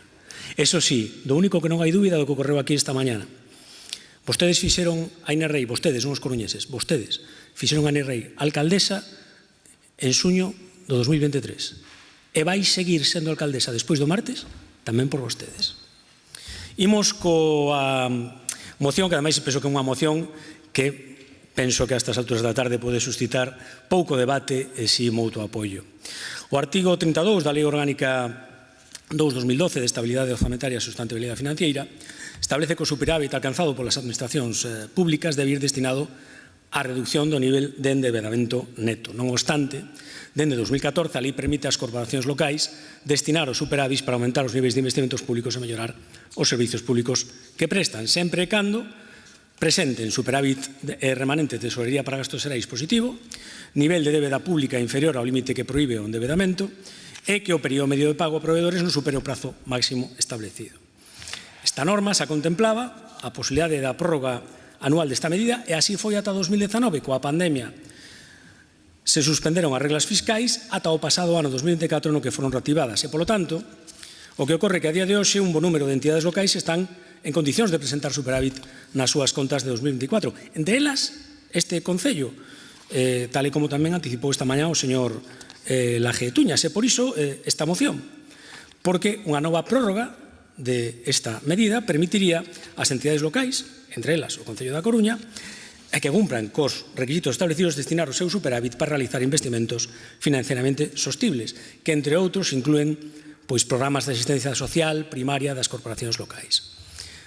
Esta prórroga remataría coa incerteza que a día de hoxe existe nas entidades locais, cos uns orzamentos xerais do Estado prorrogados, cos obxectivos de estabilidade financiera sen definir e sen coñecemento das reglas fiscais para o ano 25. Por lo tanto, é importante que se despexen estas incógnitas. Por qué? Porque é sabido que os procedementos de execución do gasto requiren duns prazos para que as corporacións locais podan levar a cabo eses investimentos, non falemos xa no caso deste Concello, no que todo vai extraordinariamente lento, e porque, ademais, de non ser así, ese posible superávit habería que destinalo obligatoriamente á reducción do endeudamento. Deben, eso sí, aplicarse cos requisitos a cumplir, nomeadamente co período medio de pago, porque no ano 23 incumpliron o período de pago, perdón, no ano 24 incumpliron o período de pago en 9 dos 12 meses. Únicamente cumpliron en xaneiro, febreiro e decembro. Penso que é unha oportunidade en beneficio do interese xeral do Concello, unha oportunidade que pode ser, de momento, a única, porque mesmo ao mellor o ano que ven non a temos, se se cumple a previsión da intervención no seu informe con motivo do orzamento que recitamos esta mañá, que anuncia un posible déficit de 30 millóns no ano 2025. Pero agora, centrémonos, polo tanto, no posible superávit 2024 e penso que sería unha boa idea que, se ao final existe ese superávit e se pode cumprir cos requisitos que permitan destinalo a algo que non sexa amortizar débeda, pois será unha boa nova para todos. Mais nada e moitas gracias. Moitas grazas. Turno para o BNG. Señor Jorquera. Señor Rodríguez, vexo que imos entrar en bucle, nada máis lonxe da miña vontade que facer que este pleno entre nun bucle interno. Por iso, dado que falou de contradicións, voume centrar nesta moción para poñer en evidencia contradicións. Por tanto, permítame que faga unha serie de puntualizacións sobre a exposición de motivos e a parte resolutiva desta moción. Primeira, a moción propón instar ao Goberno Central a que aprobe un real decreto lei que permita a prórroga do destino de superávit do ano 2024. Lémbrolle que, inda que o Goberno o aprobe, require despois da convalidación do Parlamento. Fago este recordatorio por se non o teñen presentes, non vai a ser que logo vostedes voten en contra. E fago tamén co ánimo, por suposto, de aforrarlle ao señor Feijóo ter que recorrer a 1000 reviravoltas para xustificar os seus cambios de posición ou a disimular presentando mocións no Senado ou recollendo asinaturas en change.org. Segunda puntualización. Vostedes din textualmente no comezo da exposición de motivos que non se definiron os obxectivos de estabilidade e sustentabilidade financeira para este ano. Lémbrolles que o Goberno Central sí que os definiu. O que aconteceu é que vostedes votaron en contra nas Cortes Xerais e por ese motivo non foron aprobados.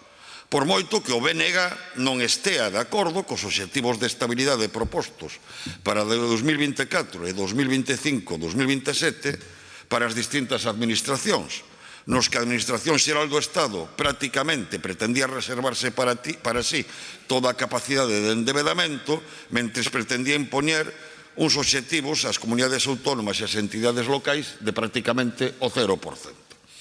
Terceiro apuntamento. Falan tamén na exposición de motivos do retraso do Goberno de España en abordar o novo sistema de financiamento autonómico. E tanto retraso, señores do Partido Popular. O actual sistema tiña que revisarse en 2014, cando, se non me confundo, era presidente de Goberno o señor Mariano Rajoy, pero nin daquela o Goberno Central iniciou a súa revisión, nin daquela vostedes se lembraron de reclamalo. E, efectivamente, estamos en 2025 e aínda seguimos agardando. E cuarto apuntamento. Vostedes, como sempre, esquecen poñerlle deberes á Xunta de Galiza. Nas facendas locais non só ten impacto o incremento dos prezos dos gastos correntes e do capítulo de persoal que vostede cita ou vostedes citan na exposición de motivos. A isto habería que engadir a continua asunción por parte dos concellos de competencias impropias, moitas veces, no caso de Galiza, asumindo o que deixa de facer a Xunta de Galiza. Un exemplo é o SAF. Os concellos teñen que aportar até o 50% do custe dun servizo cando a competencia é autonómica. Unha Xunta de Galiza que non fai nada da súa parte para mellorar o sistema de financiamento local.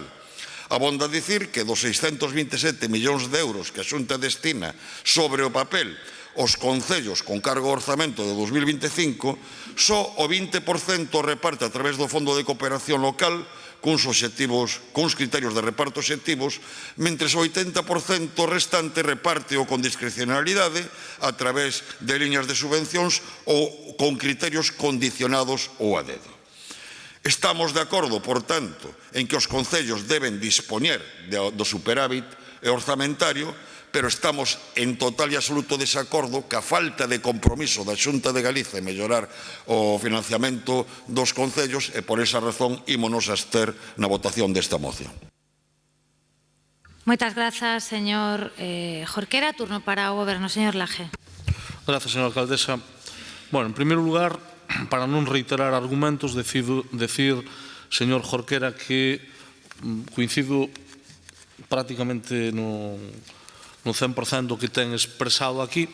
A nosa posición será contraria agás que o Partido Popular acepte unha proposición in voce para que, ademais do que formula, se inicien as negociacións inmediatas co Goberno de España para aprobar o teito de gasto, a senda de estabilidade plurianual e a continuación tamén entablar as conversas para sacar adiante canto antes os orzamentos xerais do Estado no 2025. E ao mesmo tempo transmitirlle á Federación Española de Municipios e Provincias o acordo e pedirlle que colabore para que saian adiante estas iniciativas que son de interese para o Goberno de España. Se iso fose así, se podría chegar a un acordo. Se non, o que estamos adiante, pois dunha actuación, como a que xa vimos no pleno da Diputación, onde hai unha incoherencia manifesta, é dicir, un partido que actúa con cinismo, di unha cousa e fai a contraria, é dicir, levan demonizando os reais decreto-lei de Pedro Sánchez de forma permanente. Os mesmos reais decretos-leis que se aprobaban, por certo, con toda a naturalidade no nefasto período do señor Rajoy. Agora, é dicir, o PP primeiro vota en contra e imposibilita no Congreso dos Deputados a posta a disposición de fondos adicionais para os concellos, pero agora piden que se habilite un mecanismo e, ademais, que se faga a través do mecanismo que vostedes mesmos critican. Co cal, creo que pouca coherencia, moito cinismo e, desde logo, bueno, pouco que aportar. A lei Montoro, técnicamente, a lei de estabilidade orzamentaria, puxo un corsé aos concellos. Por lo tanto, está ben que se fagan enmendas a vostedes mesmos. Por hoxe, os concellos ven como, e vemos como o financiamento no que se refire ao Estado millorou con respecto ao goberno anterior, o de Rajoy, no cómputo de España, os fondos para os concellos en 2021 e 2022 subiron en 3.000 millóns, pero que esta mañá debatimos o orzamento do Concello da Coruña para o 2025. E eu, na exposición inicial, din conta de cal era o fondo de financiamento da Xunta de Galicia para o Concello da Coruña. Repetino dúas veces por si non prestaron atención. 7 millóns de euros, cantidade invariable nos últimos 11 anos. Por lo tanto, é dicir, aquilo que está na súa man, que pasa que nin lle ocupa, nin lle preocupa, é dicir, a infrafinanciación dos concellos é algo que non é achacable só ao Estado. Creo que está pendente unha reforma eterna da Lei de Facendas Locais, da propia financiación local.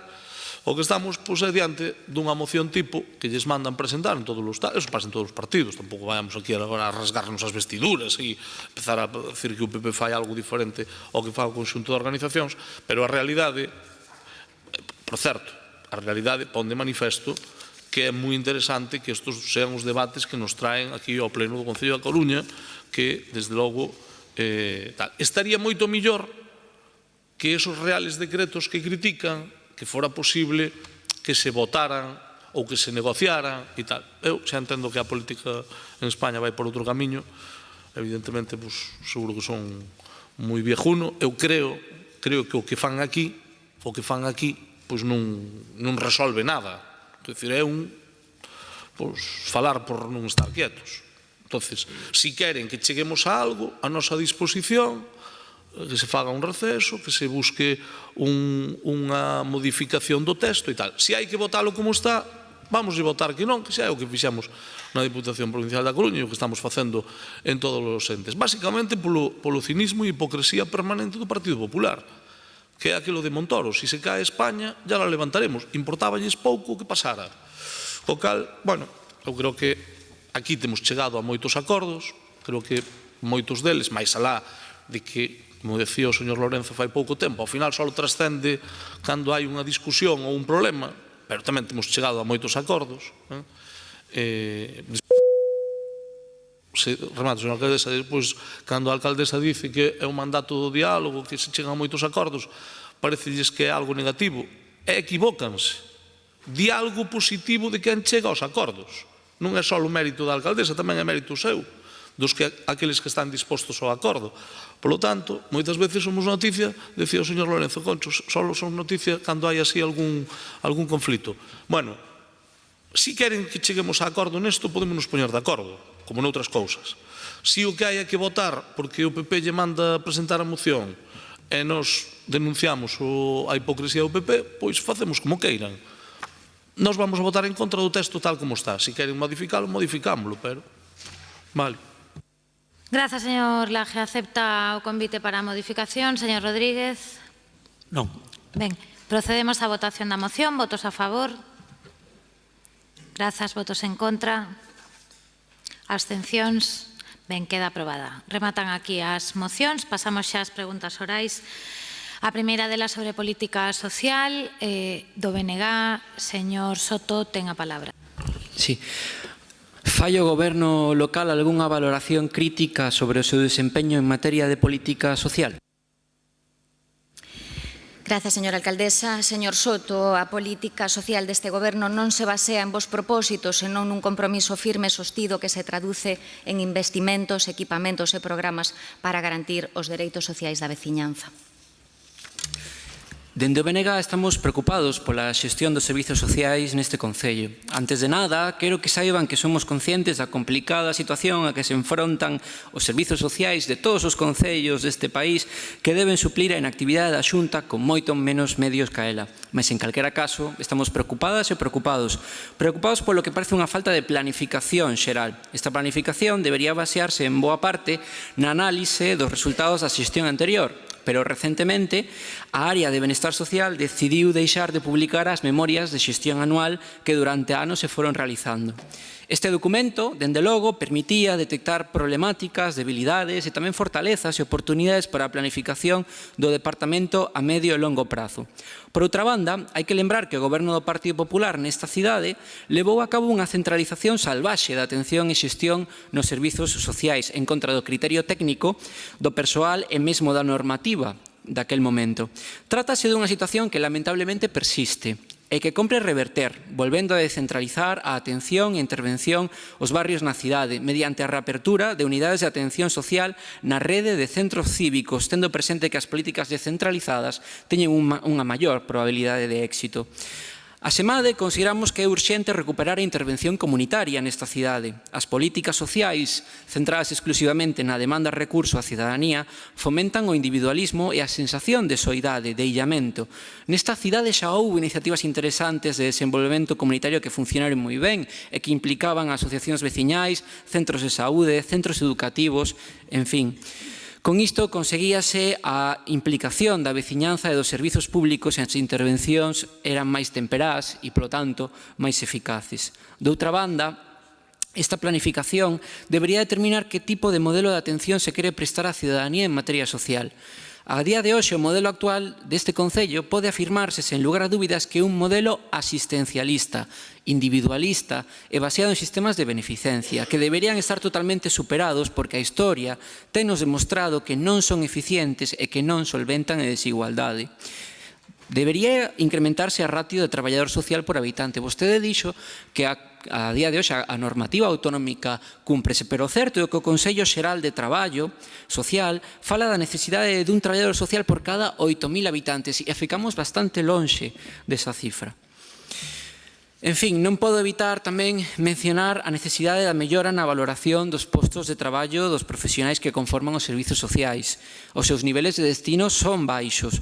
Non se recoñece no complemento específico de complementos como a perigosidade, a penosidade ou factores de responsabilidades que, dende logo, non se corresponden coa realidade.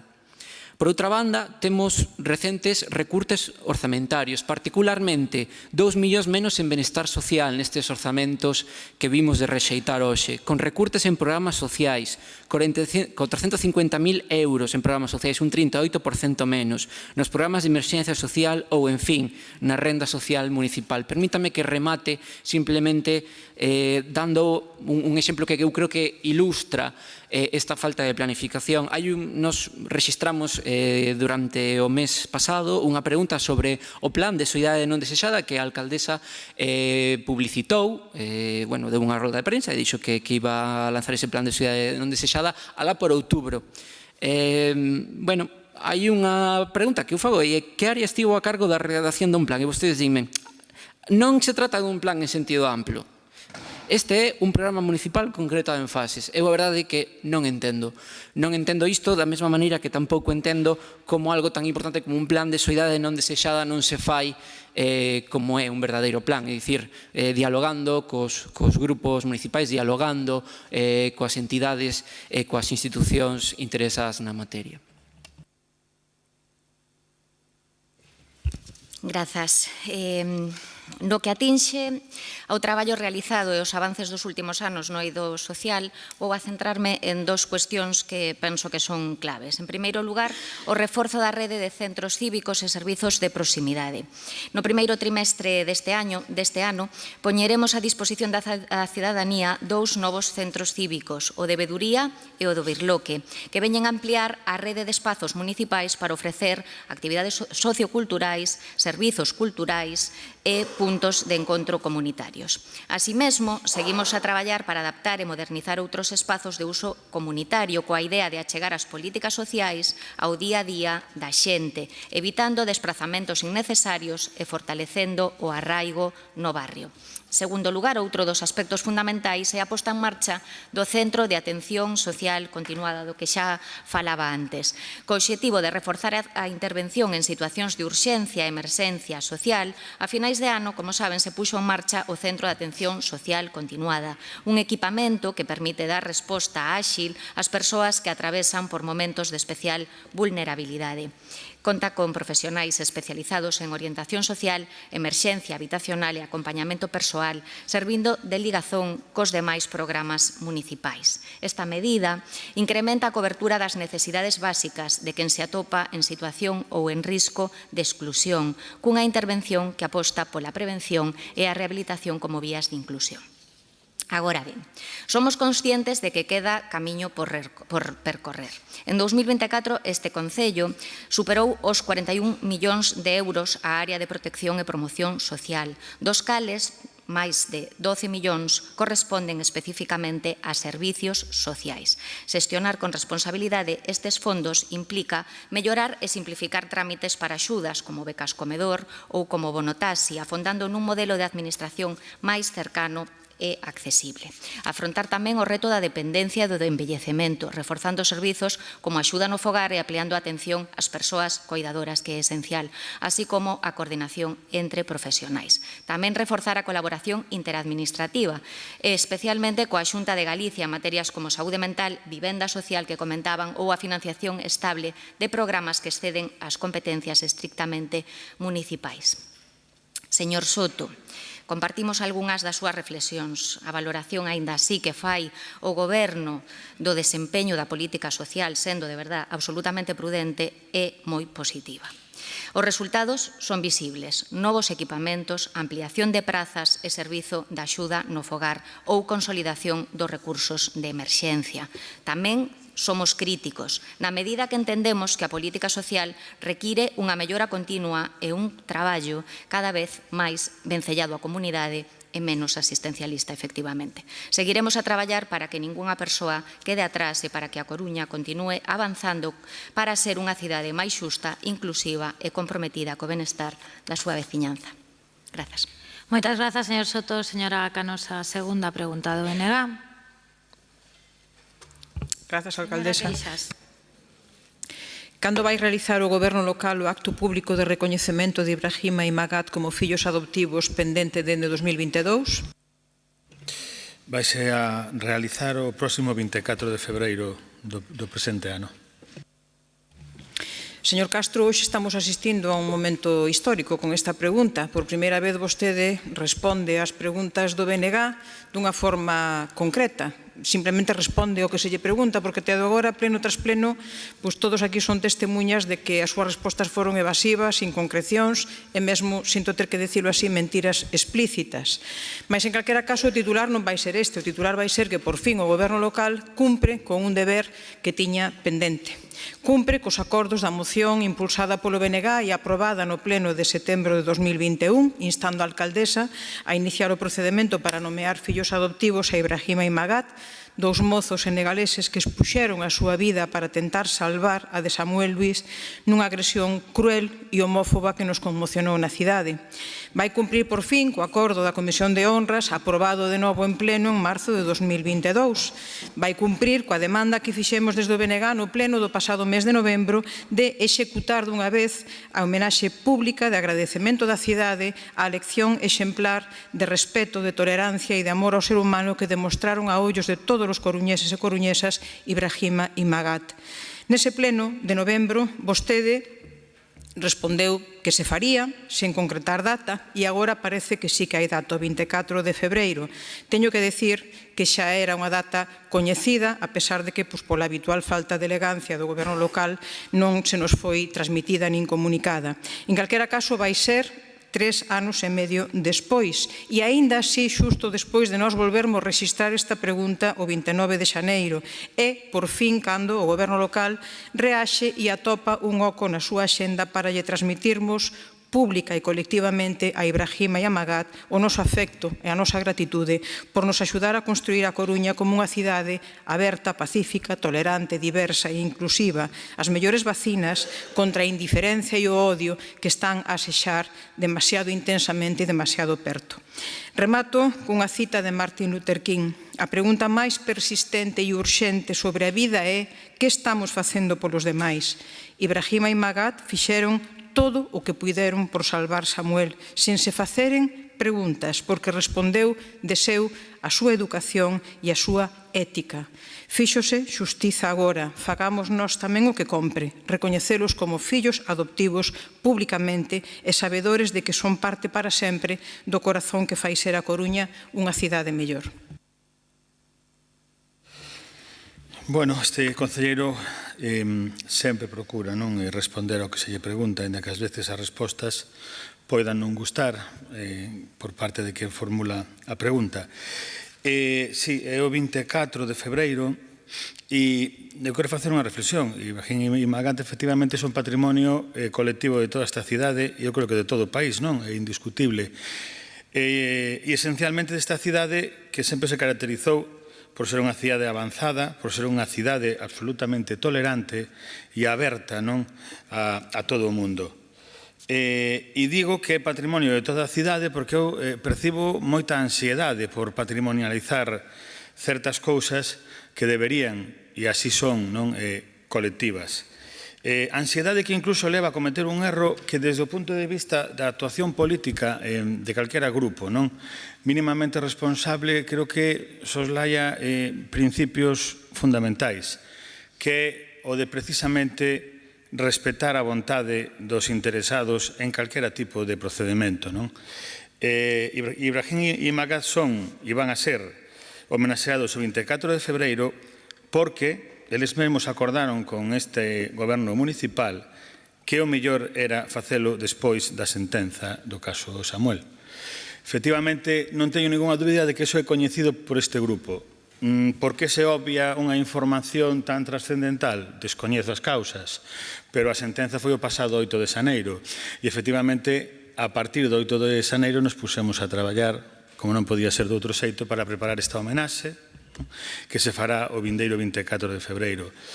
Creo que hai cuestións, e volvo ao principio, que requiren de mentalidade aberta, de compromiso colectivo, de asumir que hai cuestións que non se deben de politizar, que non se debe de ter interese partidario en monopolizar o que é de todos e que efectivamente hai un principio básico que é o de respetar a vontade da xente e o de falar coa xente, que tamén creo que é moi importante, que debe de regir calquera tipo de actuación de calquera grupo que forma parte desta corporación.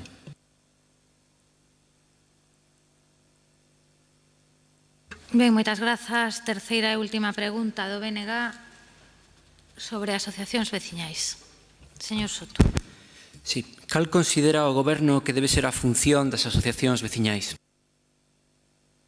Pois a de, efectivamente, contribuir á formación da vontade colectiva e a traballar a prol do interese xeral desta cidade. Ben, quero, antes de nada, saudar as persoas, membros das asociacións veciñais que nos acompañan esta tarde aquí, amosando ademais interese por esta iniciativa.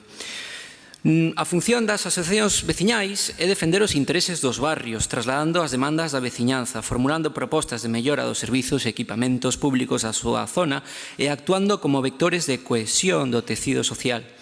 En sentido inverso, podemos dicir que non é a súa función a xestión de espectáculos para o cal se necesitan coñecementos específicos, tempo e recursos dos cales as asociacións de veciños carecen. As asociacións de veciños, por certo, que se nutren dun traballo gratuito e xeneroso dos seus membros. E isto non é unha ocorrencia nosa. A ordenancia de participación recolle que as asociacións de veciños son instrumentos preferentes e cauces ordinarios de participación cidadá. A partir desta concepción do papel das asociacións de veciños, o que debe facer o goberno local é, en primeiro lugar, escoitalas activamente as asociacións de veciños e, en segundo lugar, auxilialas para que poidan cumprir cos seus obxectivos. E non é escoitalas, convocalas para trasladarlles un novo modelo de financiamento das festas sen antes falalo con elas.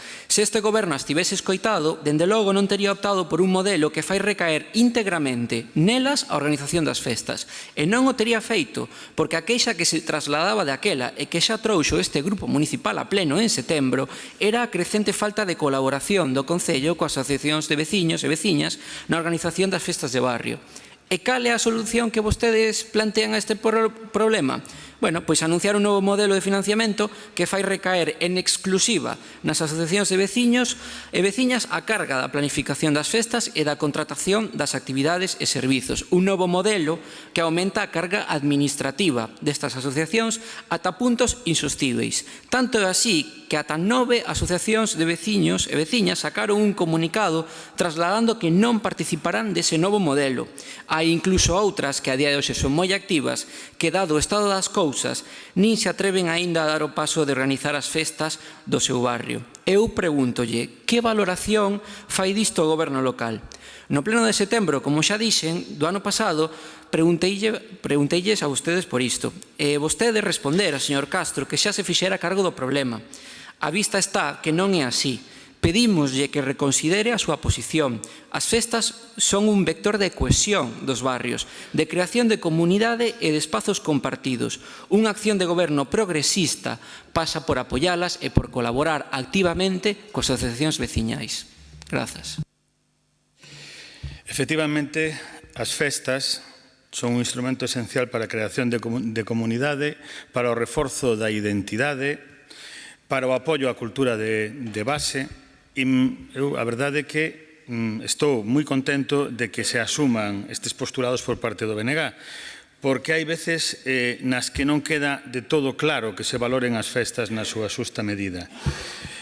E as funcións das asociacións de veciños son participar, efectivamente, desa creación de comunidade, dese reforzo da identidade coa realización de actividades sociais, culturais, recreativas e de todo tipo. Así aparece definido incluso nas súas propias normas estatutarias. Teño aquí, non vou dicir de que asociación, obviamente, pero sí que de algunha das que se ten manifestado teóricamente en contra deste novo modelo, que incluso manifesta que esas son as súas funcións e, como non podía ser de outro xeito, para realizalas se dotará de recursos que poden provir de subvencións que se poidan conceder de órganos públicos, entidades privadas ou particulares. Non é nada novo, está a acontecer incluso co servizo de participación e a concesión de subvencións ás entidades. Pero eu quero facer un chamamento o seguinte. En primeiro lugar, quero dar as grazas, como non podía ser de outro xeito, a enorme vitalidade que teñen as entidades veciñais da nosa cidade e a súa preocupación por facer as festas nos seus barrios. A grande participación nas diferentes reunións ás que foron convocados para estudar e tratar o novo modelo, que non é tan novo, porque a fin de contas se sigue pedindo, que xa se pedía antes, que era a presentación dunha memoria, dun proxecto de festas, que neste caso simplemente vai a cambiar na forma de sufragar os gastos esencialmente e na forma de tramitar os mesmos. Por certo, de forma que se garanta un maior controle e fiscalización, unha maior transparencia con respecto á xestión de recursos públicos, que eu creo que é algo que debería de compartir o BNG, salvo que isto teña cambiado xa moito, non? E que parece que este é o pleno da coherencia, porque, non sei, o sea, vense cousas que a min sorpréndeme bastante, cando parece que o BNG pasa de criticar un suposto ti vai facendo a defender agora mesmo un ti vai facendo. Efectivamente, cos recursos públicos non se pode defender un ti vai facendo. O que hai que defender é que co apoio total e absoluto da Administración ao traballo das entidades veciñais, estas poidan organizar as súas festas e as poidan organizar en igualdade de condicións. E quero chamar a atención sobre unha cuestión. Igualdade non é tratar a todos igual. Igualdade, efectivamente, é tratar a cada un segundo a súa situación. Por eso se ten creado unha oficina de atención ás festas de barrio, donde se vai a dar, asesoramento e seguimento total e absoluto ás entidades veciñais para que poidan tramitar un expediente que é moitísimo máis sinxelo que, por exemplo, o que teñen establecido en Lugo, que, por certo, foi obxecto de contestación social. E ese creo que ten todo o sentido do mundo porque é farragoso, engorroso, burocrático, a máis non poder, e efectivamente foi contestado como non podía ser de outro xeito. En Santiago xa non contestan nada porque xa non hai, non? Pero efectivamente creo que debemos de contribuir a que esa participación veciñal nalgo que é tan básico e tan esencial e que reforza os lazos de comunidade como as festas de barrio, apoiados polo Concello, pero deixándolle marxe de maniobra a elas, porque son capaces e son maiores de idade para poder facelo, e apoiados, reitero, a cada unha segundo as súas necesidades. Eu xa o reiterei nas reunións que tivemos con elas. Van a ter total e absoluto apoio, non van a estar soas. Esperemos acontecementos e saberán como vai a ser así. Por certo, non falo efectivamente de procedementos que se establecen en cidades con longa tradición na participación social como Bilbo ou como Donosti, onde efectivamente son moitísimo máis dificultosos desde o punto de vista administrativo os procedementos. Reitero, non van a estar soas. E agradezo a súa vinculación con este proxecto. Agradezo, como non pode ser de outro xeito, o apoio de máis de 20 asociacións de veciños que teñen trasladado en privado e tamén nas reunións o seu apoio a este modelo. E tamén agradezo a crítica constructiva daquelas que teñen dúbidas que son lóxicas, son normais. O sea, nunha situación de cambio sempre hai incertidume, sempre hai preocupación, pero reitero, non van a estar soas en ningún caso. Ben, moitas grazas ao BNG, moitas grazas, señor Castro. Pasamos xa ás preguntas do Partido Popular. A primeira delas sobre xuventude.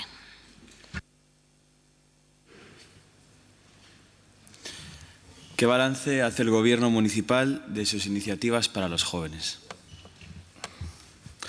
Gracias, señora alcaldesa. Valoramos positivamente as iniciativas levadas a cabo para a mocidade nesta cidade. Coruña se ha convertido en una ciudad donde la emancipación y el acceso a un proyecto de vida para los más jóvenes se han convertido en una de las principales preocupaciones para los coruñeses y coruñesas.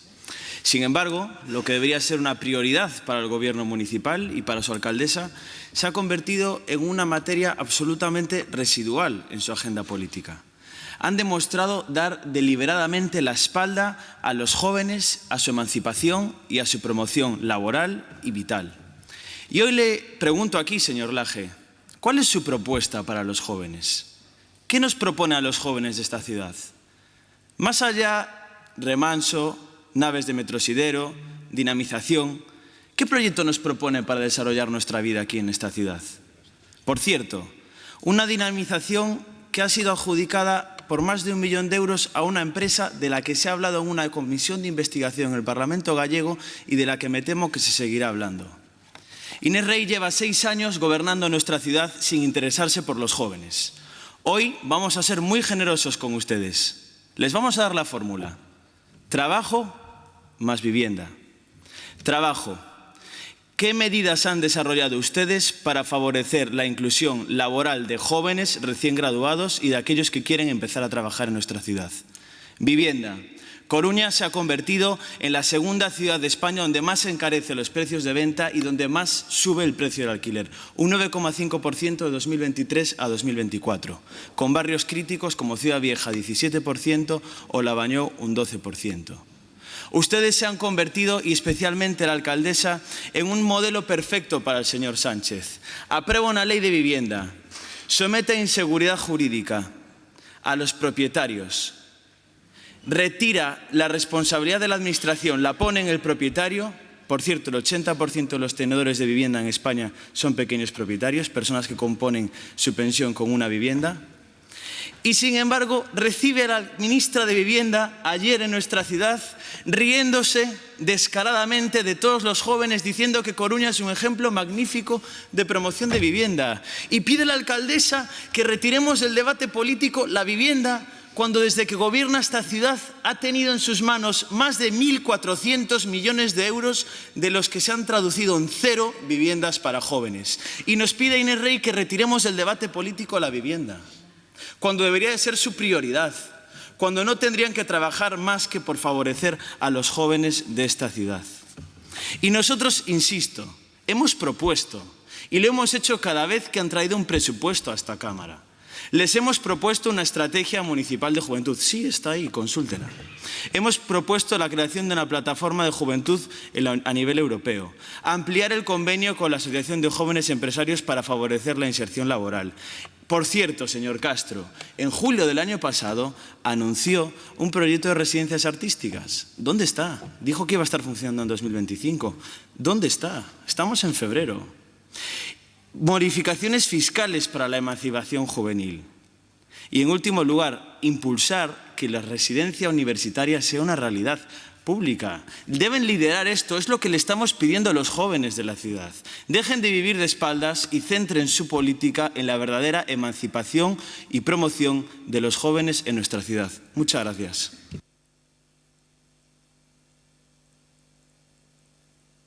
Gracias, señora alcaldesa.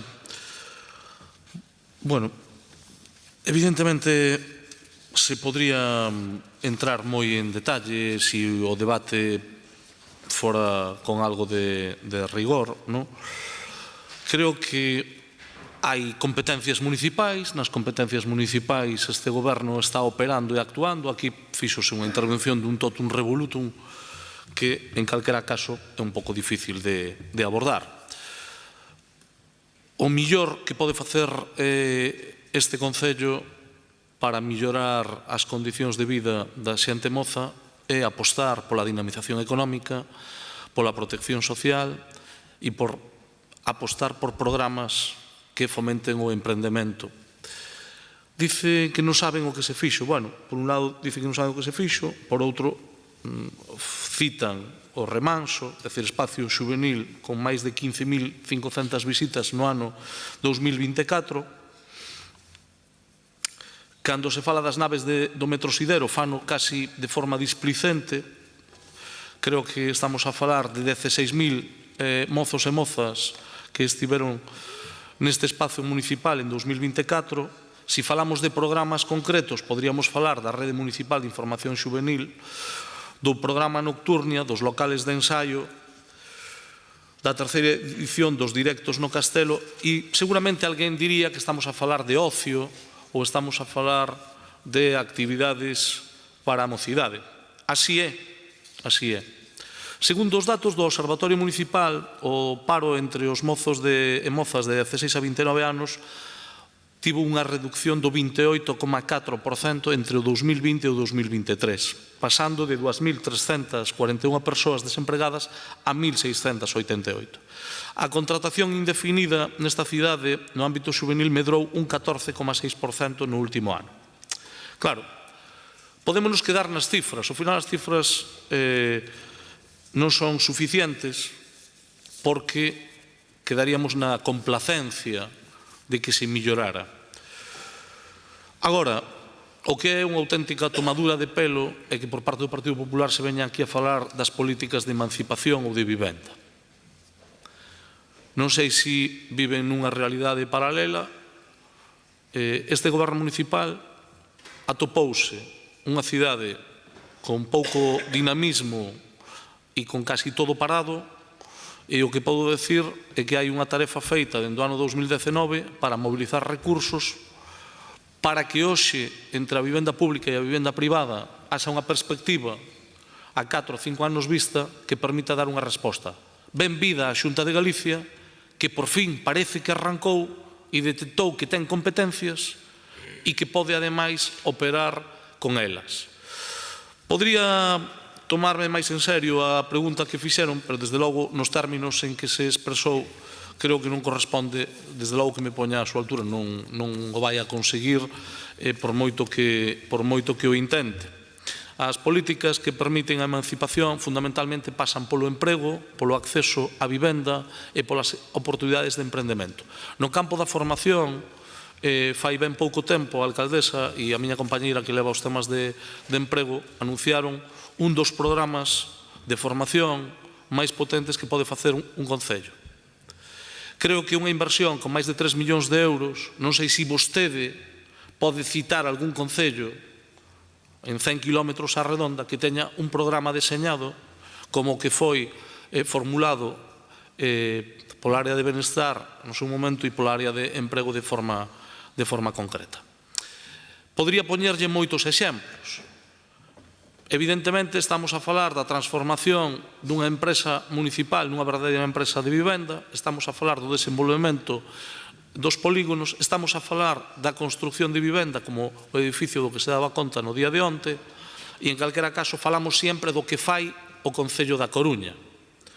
Non sei se tamén dentro do Concello da Coruña somos os responsables en materia de emprego en Galicia, se somos os responsables en materia de vivenda.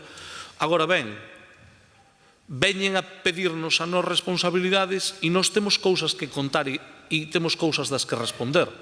O que estaría ben é saber que é o que fan outras administracións, que fan notas de prensa e anuncios con 3 vivendas, tendo 14.000 millóns de presuposto como ten a comunidade autónoma, e fan unha gran festa dicindo que poñen 3 vivendas a disposición para alugar social. Bueno, eu non sei como non lles cae a cara de vergonza porque é bastante ridículo.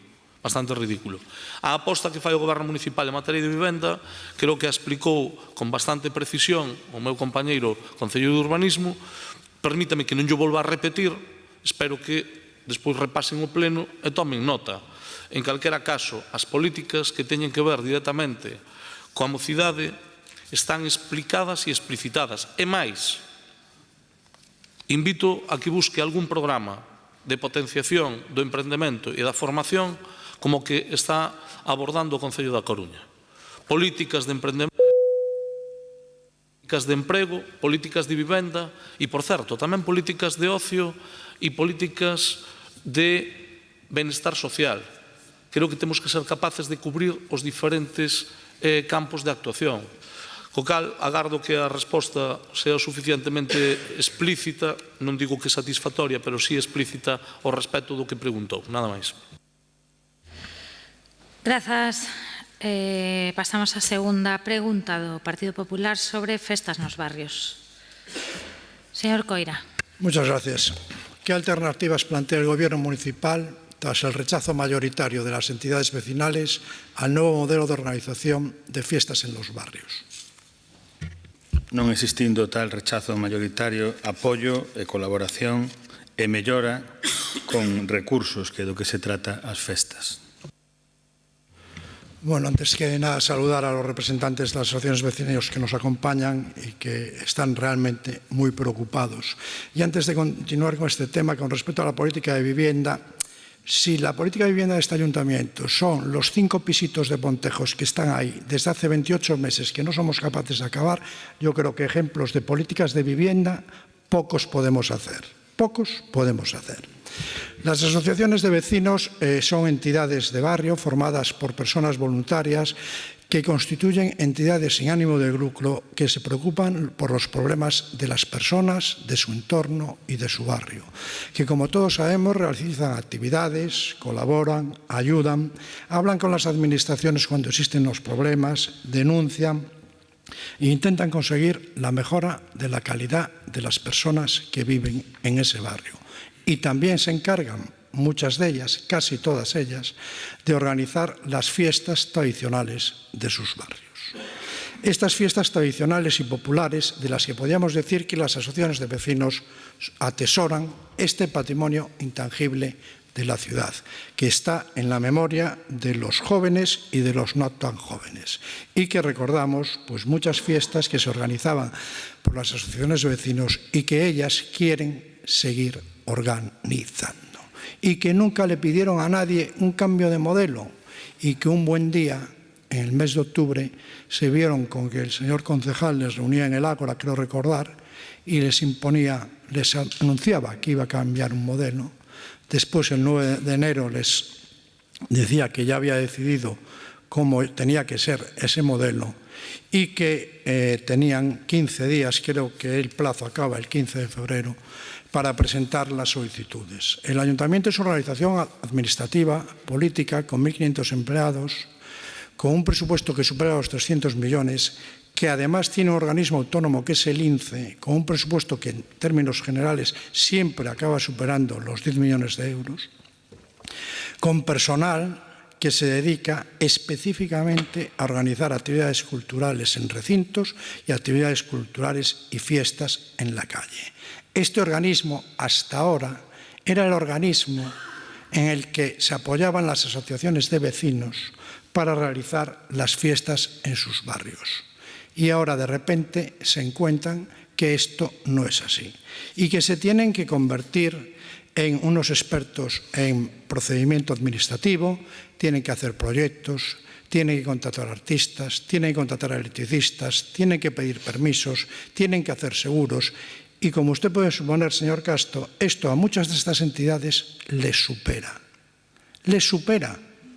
Y el INCE, tarde, mal y a rastras, atendía las demandas que ellos tenían para las fiestas de sus barrios y a las cuales les agradecemos que mantengan vivas muchas de esas fiestas que si no fuera por ellos hoy probablemente no existirían. Ustedes quieren imponer un nuevo modelo, no son capaces de dialogar con las asociaciones. Esto se habría solucionado si hubieran hablado más con las asociaciones. Usted que demanda un modelo colaborativo, es lo que quieren las asociaciones de vecinos, un modelo colaborativo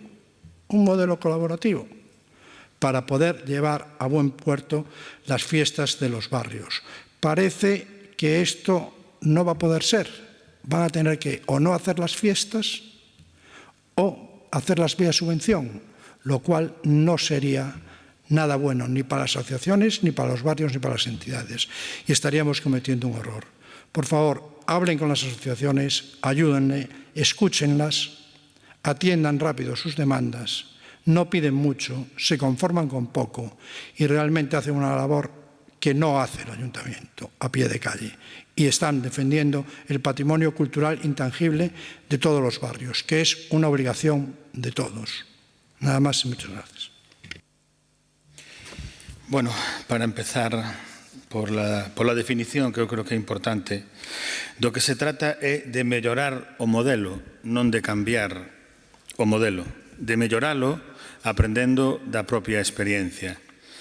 Melloralo na xestión dos recursos públicos e melloralo tamén no apoio. Fálase, en primeiro lugar, de que non se ten falado coas entidades veciñais e efectivamente sí que se ten falado. Se ten falado en varias reunións, a primeira delas para comunicarlle cales eran as liñas xerais nas que se baseaba a idea que tiña o goberno municipal de mellora dese modelo de xestión de festas e recollendo incluso as manifestacións, as opinións, as suxerencias, as propostas que se produciron nesa reunión, que foi no mes de outubro, efectivamente, en xaneiro incorporáronse moitas delas. As que non se incorporaron era máis por criterios de carácter legal que non doutro tipo. Se lles explicou o modelo e se lles trasladou que existiría unha oficina. Por iso, cando se fala de que agora o INCE non vai apoiar as festas e que vai apoialas máis que nunca, porque vai haber unha oficina no INCE mañá e tarde, dedicada exclusivamente a asesorar as entidades veciñais para organizar as súas festas, algo que non pasou nunca, absolutamente nunca. Eu creo que efectivamente, é legítimo que cada un intente sacar un rédito partidario da cuestión que estime oportuna, pero eu creo que debemos de facelo con responsabilidade. Creo que facer política de regate curto tratando de buscar un rédito partidario ou electoral dunha cuestión como as festas de barrio, ten moitas aristas. E creo que, baixo o meu punto de vista, tampouco é responsable porque se trata tamén dun proxecto de cidade que eu creo que deberían estar fora do debate político de regate curto, reitero. Pero eu creo que máis grave que todo iso é, e parece que, reitero, que este é o pleno da coherencia ou da incoherencia, se mo permiten. Máis grave que todo iso é faltar á verdade ou, peor aínda, intentar enganar aos propios veciños. Porque cando o Partido Popular se manifesta en contra deste modelo, a min chama moito a atención, non? Eu, por exemplo, vou a ler literalmente e rapidamente tres liñas, non? Duns orzamentos municipais, onde se incluen, aquí tamén, neste caso orzamentos do INCE consolidados no Concello, se incluen aquí tamén as subvencións, cuyo detalle figura no anexo de subvencións, coa inclusión de subvencións de concurrencia competitiva para a realización de festas en barrios. Se pretende garantir un reparto máis equitativo e xusto entre os mesmos e intentar que as asociacións se involucren máis na celebración das festas. E que este modelo, este orzamento do INCE é do ano 2012, goberno do Partido Popular, do que vostede formaba parte, igual que o seu portavoz, e implantou, e daquela, polo que puiden enterarme, sí que sin diálogo ningún, non houve reunións, nin en outubro, nin en xaneiro, nin nada. Implantou un modelo de subvencións por concurrencia competitiva. Que quero decir con isto? Eu creo que a coherencia é un valor en sí mesmo e que a xente nos valora fundamentalmente pola coherencia. A xente perdoa os erros, porque somos humanos. A incoherencia non. A incoherencia eu, polo menos, e personalmente, non a perdono cando se trata efectivamente do exercizo de cargos públicos e do exercizo tamén do traballo dun goberno e da oposición. E eu creo que o movimento tamén se manifesta andando. E se manifesta andando por unha razón. Eu teño que lembrar, efectivamente, que agora aquí algúns parecen os adalides da defensa das festas de barrio, pero se collemos os datos que son irrefutables e indiscutibles, sobre todo cando se trata de números, durante o goberno do Partido Popular, do 2011 ao 2015, a media de investimento nas festas de barrio foi de 284.000 euros 847 anuais. Cos gobernos de Inés Rei, a media de investimento nas festas de barrio foi de 646.000 euros 822. Estamos falando de máis do dobre de investimento nas festas de barrio anualmente. o movimento efectivamente se demostra andando. E reitero que decía a pregunta do Grupo Municipal do BNG. Non van a estar sós, van a estar asistidos, asesorados, acompañados e van a estar apoiados en todo momento, en todo momento. E reitero, incluso máis que nunca, con máis adicación e adicación permanente para que saian ben. Eu non teño ningún problema. Oye, si este ano, despois da experiencia, se comproba que hai cousas que mellorar, como se comprobou anteriormente, se melloran, se cambian, se falan, non? E efectivamente se fai partícipes as entidades veciñais da solución que se adopte. Reitero, agradecemento total e absoluto pola implicación das asociacións nas festas, agradecemento pola crítica constructiva que se ten realizado por parte de algunhas delas e, reitero, non van a estar soas, en ningún caso. Moitas grazas. Terceira e última pregunta do Partido Popular sobre abandono dos barrios. Señor Lorenzo. Gracias, señora alcaldesa. ¿Cuándo va el gobierno municipal a escuchar a los vecinos para solucionar sus problemas y acabar con el abandono de los barrios?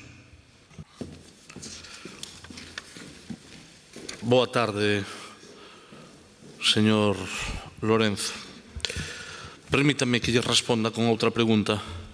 Como lle vai explicar o Partido Popular aos barrios que acaba de votar en contra dun plan de barrios que contén 53,7 millóns de euros deseñado para acabar con unha parte desos problemas e atender as demandas de cada un dos distritos?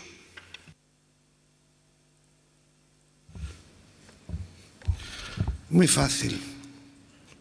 ¿Cuánto no han ejecutado de inversiones en los barrios? ¿Usted se cree que los vecinos le creen a ustedes? ¿Le creen a ustedes cuando hablan, como hoy en los presupuestos, de ese plan de inversión en los barrios, cuando llevan más de 300 millones desde que gobiernan sin invertir en los barrios? Se lo dijimos antes.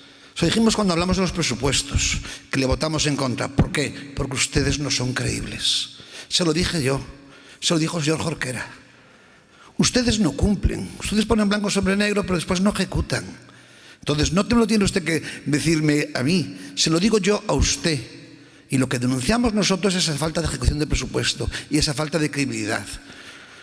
Yo sobre todo voto en contra porque presenté una moción con propuestas. Y presenté una moción que impedía que usted se convirtiera en amo y señor de este concello. Y que sustrajera usted al Pleno, sí, que sustrajera usted al Pleno competencias.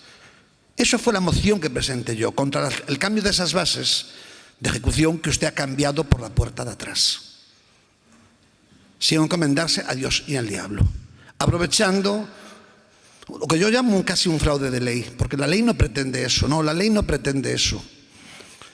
Y estamos aquí en contra, la mayoría, con ese cambio de las bases, pero usted sabe que va unido, como dije antes, a una cuestión de confianza. Y después va unido a una moción de censura que no va a haber y se van a aprobar con esas bases. Con lo cual va a hacer usted lo que le dé la gana. Y el señor Jorquera, que nos preguntaba antes, que no sabía dónde estaba el Partido Popular, que hiciéramos una política seria, yo me pregunto cuál es su política, señor Jorquera. ¿Cuál es la política del Bloque Nacionalista Galego, que vota que sí a todos los modificativos, que aprueba pagos irregulares y que hoy vota que no a los presupuestos, pero permite con ese voto no, y no apoyando nuestra moción, que pase todo lo que va a pasar? Porque ustedes ya no cuentan, ustedes tampoco ya cuentan para este concello. Hasta hoy fueron cómplices necesarios, es verdad, sostienen a la alcaldesa, pero a partir de hoy le aseguro que para la ejecución del presupuesto con ustedes no van a volver a contar más. No los necesitan. Hoy usted le dio un cheque en blanco para que ellos pudieran hacer lo que quisieran. Pero vamos a hablar de los barrios, porque hoy hemos hablado mucho de los barrios, sobre todo de la inejecución del presupuesto en los barrios. Y vamos a hablar también de otro récord que tiene este gobierno municipal, que es la cantidad de manifestaciones de los vecinos en los barrios porque no le atienden sus peticiones. Lo único que quieren los vecinos es que les escuche. Yo el otro día estuve reunido con la agrupación coruñesa de asociacións veciñais, la CAP. Todos me decían lo mismo. la alcaldesa, el ayuntamiento, nadie nos escucha, nadie nos recibe. Se quejaban de los problemas en los barrios que son denominadores comunes en todos ellos. Se quejan de la inseguridad generalizada, de la falta de mantenimiento en las aceras, en el pavimento, en el mobiliario urbano, en los jardines, de los problemas de movilidad, la falta de aparcamientos. También se quejaban de las fiestas. Mire, señor Castro, a ver si se lo digo. El modelo que proponía el Partido Popular era de participación, de escuchar a los vecinos y que ellos propusieran sus fiestas, no de pasarles la responsabilidad de que ellos llevaran a cabo las fiestas. Es un problema de responsabilidad. La responsabilidad es del concello, es el que tiene que organizar las fiestas y escuchar a los vecinos cuáles son las fiestas que quieren. Ese es el tema, no el que usted, no cambie usted la versión. Y eso es lo que están ahí los vecinos protestando y diciendo que no quieren su modelo. Que quieren el modelo, que colaborar con el ayuntamiento, pero que el responsable de la ejecución de las fiestas sean ustedes. Ya digo, hablamos mucho de los barrios. A mí también me llamó la atención un nuevo programa, de repente, que van ustedes a poner oficinas en todos los distritos, con 2 funcionarios. Miren, ahora que hablamos mucho de la administración digital, etcétera, pues yo creo que está bien en los centros cívicos que haya funcionarios que puedan atender en un momento dado una petición de un vecino, recoger un escrito. Pero, ¿saben lo que quieren los vecinos? Que vayan ustedes a los barrios. ¿Saben lo que quieren los vecinos? Que les escuchen. ¿Saben lo que quieren los vecinos? Que conozcan ustedes sus problemas. ¿Saben lo que quieren los vecinos? Que le den solución a esos problemas. Que se dejen ustedes estos inventos y vuelvan ustedes a la realidad, a la política local, que es estar en la calle, es escuchar y es dar soluciones. Los vecinos de esta ciudad, los barrios se sienten totalmente abandonados, no les conocen, y conocen a la alcaldesa por foto, no por presencia. Hay que patear los barrios, hay que recibir a las asociaciones que están ahí arriba, hay que conocer lo que está pasando y buscar soluciones.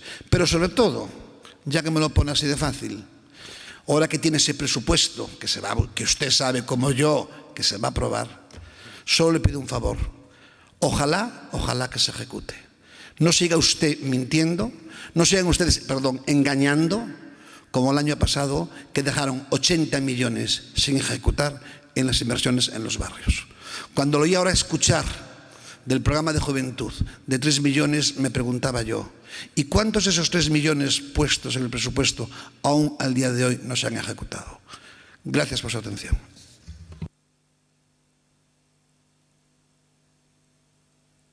Gracias, señora alcaldesa. Señor Lorenzo, vostede sabe que a esta pregunta que fai vostede ao final do pleno sería a pregunta ómnibus, donde vostede mete todo na batidora. Hoxe tocou así, mañán pode tocar de outra maneira, fala un pouco de todo, pero non centramos o tiro en nada. Diría, sendo xeneroso, que fixo algunhas afirmacións que non responden á realidade e me gustaría desmontar unha detrás doutra. Primeiro, a señora alcaldesa Inés Rei non está aí porque apoña o BNG, sino porque os cidadáns votan, decidiron que o Partido Popular non teña maioría absoluta e hai 2 forzas políticas que chegan a un acordo e a un entendemento. Está ben que o marco de debate non sexa deturpado permanentemente, porque ao final poden acabar convencidos de que é que o señor Jorquera está aguantando da señora Inés Rei aí. E, bueno, eu creo que chegar a este nivel de, en fin, de frivolización... silencio, por favor, señores do PP. Grazas. Non pasa nada, estamos acostumbrados. Causa desgracia, incluso. En fin, menos mal que... Eu aquí fui a un colegio público, entendo que cando falan os outros hai que escoltar. Miren, agarde un momento. Mentras falaba o seu voceiro, tanto o grupo do goberno como o grupo do BNG permaneceron en silencio. Se nos causa risa ou non, o facemos pa dentro. Entón, eu lles pediría que foran un pouquiño máis respetuosos, máis educados e máis discretos. Se lles fai moita gracia, poden saír, rir no pasillo e volver a entrar. Pero, por favor, manteñan as formas. Señor Laje, continúe. Gracias, señora alcaldesa. En calquera caso, reiterolles, nos colexios públicos os que eu asistín, Isto que acaba de contar a alcaldesa era o ABC, non sei se enseña en todos os sitios o mesmo, pero en calquera caso non pasa nada. Hai unha realidade e é que en democracia se manifestan os cidadáns cada 4 anos nas eleccións municipais. Concretamente, anóteno aí, por se non o saben, o cuarto domingo do mes de maio cada 4 anos. É así, non é que convoque as eleccións a señora alcaldesa, que está arreglado por lei. Señor Lorenzo, iso o primeiro. O segundo, empeñanse nun mantra e quen vive nunha realidade paralela son vostedes. A señora alcaldesa non é que vai aos barrios, é que está todas as semanas nos barrios da cidade. Por certo, falando de tú a tú con todos os veciños e escoitando as preocupacións de cada un deles. Non sei por que se empeñan en inventar outra realidade. Non sei se hai alguén que teña a antorcha de ser o que defende aos veciños como un ente conxunto. Os veciños son persoas individuales ou hai colectividades que lle manifestan de forma permanente cales son as súas preocupacións. Por lo tanto, vamos a non pensar que poden repetir permanentemente e acaban interiorizando. Non, mire, a señora alcaldesa leva, dende que comenzou o mandato, recibindo asociación tras asociación, colectivo tras colectivo, e escoitando de forma permanente. O cal, non se empeñen en repetir algo que non é certo.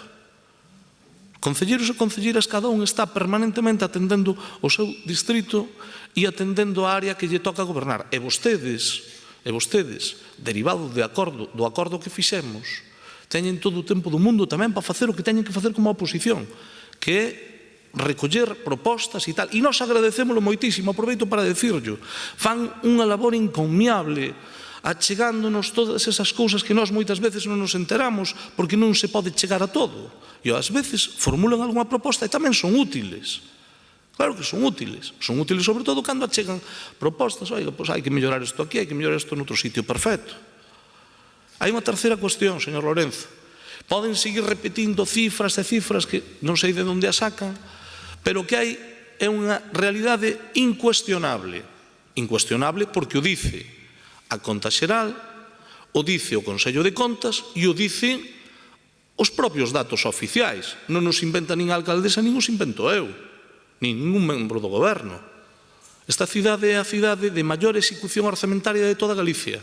E a Conta Xeral da que vimos de render esa conta a este pleno, non a escribimos ningún dos membros do goberno. É dicir, hai habilitados que conforman esa conta. Que dice a Conta Xeral? A do ano 2003 dice que esta cidade se investiu 49 millóns de euros, cifra récord na historia dende que hai estadísticas. A vostede pode parecerlle pouco. Agora, non houve ninguén que fixera un investimento desta natureza. Por certo, no 2024, que imos agora ca liquidación, superamos os 40 millóns en investimentos. Co cal, se poden empeñar en decir que non executamos, que non investimos. Poden decir que queren máis ou que non coinciden cas inversións que se fan. E iso é lícito. O que non poden é faltar a verdade. Por certo, nós traballamos con planificación. Hai actuacións en barrios que estaban previstas para o 2024. Se redacta o proxecto. En 2025 se quitarán licitación. Se executarán entre o 25 e o 26. Xa llo dixen. Non sei se me expliquei con claridade. O plan de barrios ten unha primeira fase. Abril do 25 a abril do 27. Esa é a primeira fase. 24 meses. Oiga, vaise facer todo? Supoño que todos seremos conscientes, se non facemos demagoxia, que se fará todo o que dé tempo a facer en 24 meses. Pero planificar significa, señor Lorenzo, que cando se fai un plan de millora de parques infantís na cidade 25-30, 2025-2030, significa que ningunha familia da cidade teña a menos de 10 minutos un parque. É dicir, que teña un parque. Que significa eso? Significa que vostede viva nun barrio ou noutro, sabe cando se vai a facer a millora do seu parque. Por certo, está contemplado nos orzamentos, non me invento nada. Se farán 2 parques cubertos infantís antes de que remate o mandato. Son feitos concretos. Bueno, eso quere decir que acaba o plan de parques no 2027? Non. Quere decir que se vai a planificar toda a cidade, pois como se traballa con planificación noutros sitios. 3, 4, 5 anos. Señor Lorenzo, eu invito a que sigan facendo propostas. Aclárolle unha cuestión. Vostede esta mañá non presentou ningunha moción, que dixo antes que presentara unha moción. Vostede o que presentou foi unha emenda. Unha emenda. E só lle falta decir, porque eu chego ao punto de asumir esa penitencia. Eu, para vostede, son responsable de todo, culpable de todo, en fin, vaya por Dios. Só lle falta decir que teño eu responsabilidade na morte de Kennedy, pero aclárolle que foi no ano 63 e eu nacín no 77. Quitado eso, xa sabe, hai un culpable oficial, vostede xa decide e deixa de decidir. O que lle pido é que os debates sean con pouco de rigor, porque, aínda que eu discrepe do señor Jorquera, teño que recoñecerlle que fixo un debate de altura e vostedes están sempre a intentar, pois, en fin, facer unha cousa así de chascarrillo. Vostede ten experiencia.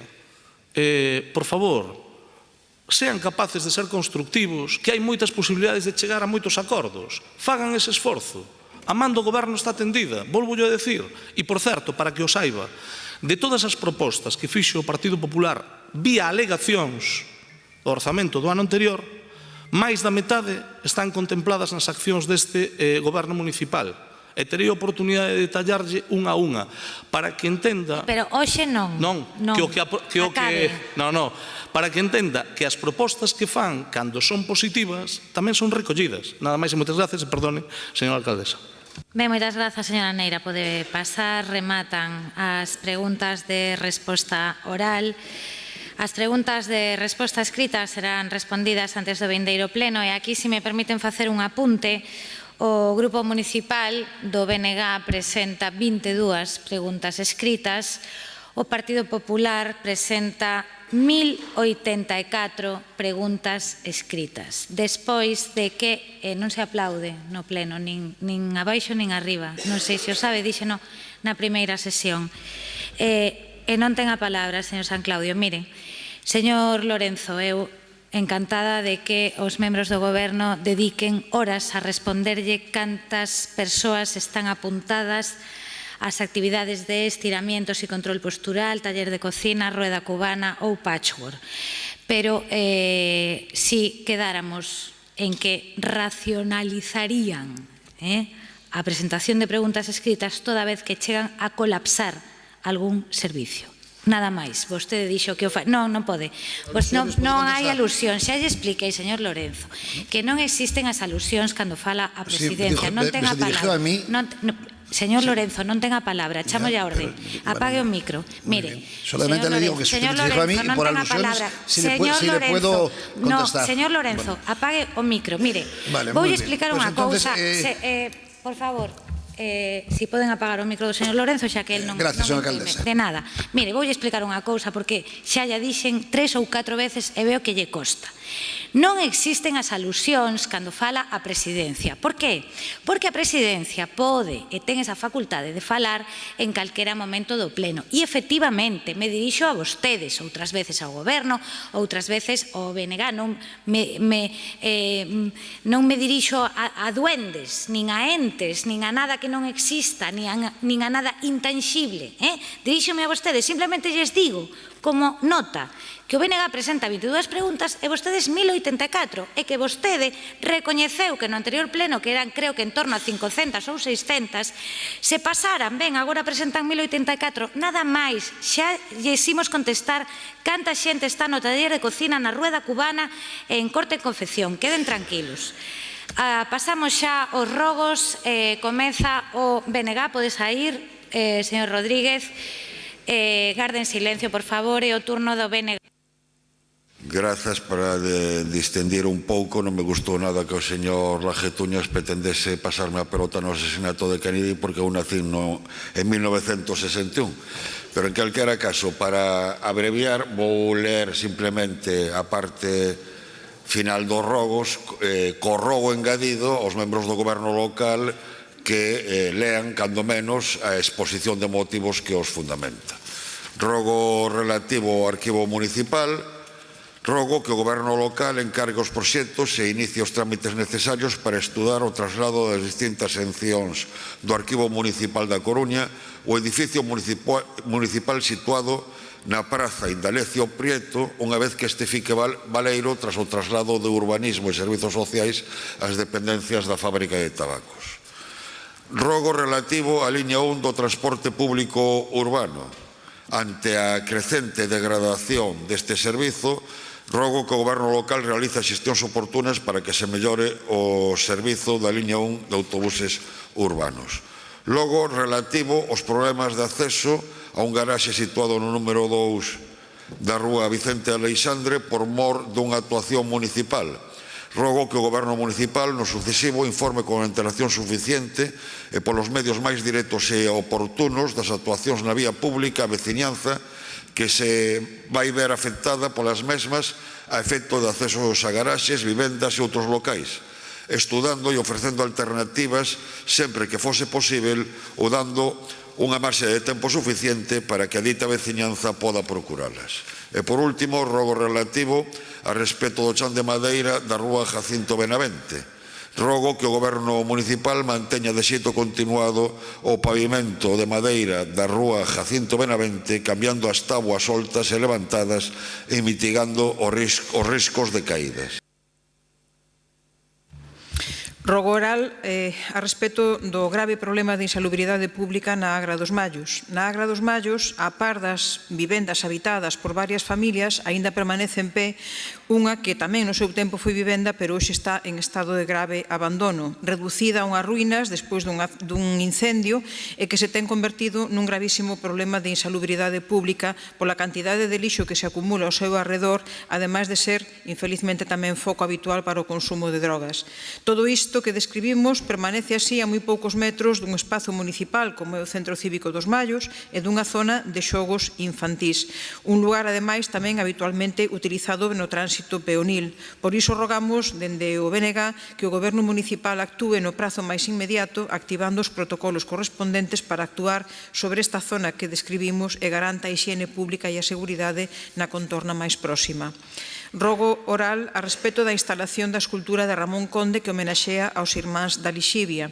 Rogamos, por tanto, que o Goberno municipal asuma o seu compromiso e execute no lugar comprometido e a maior brevidade a instalación da escultura de Ramón Conde que homenaxea aos irmáns da Lixivia como mostra de recuperación da memoria persoal e familiar das vítimas da Guerra Civil e da ditadura na Coruña.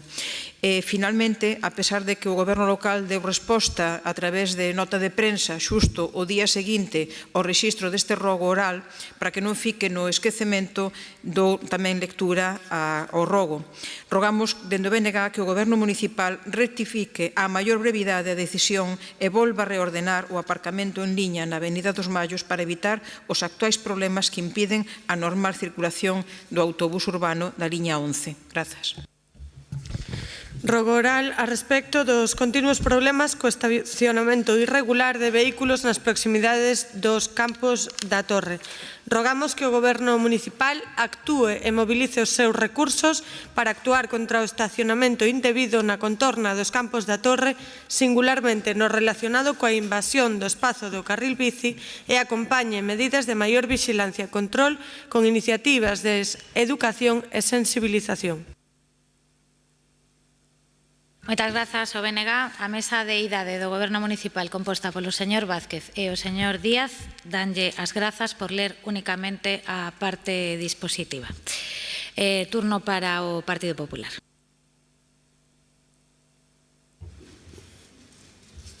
Para os rogos, teñen a palabra, poden empezar. Gracias, señora alcaldesa.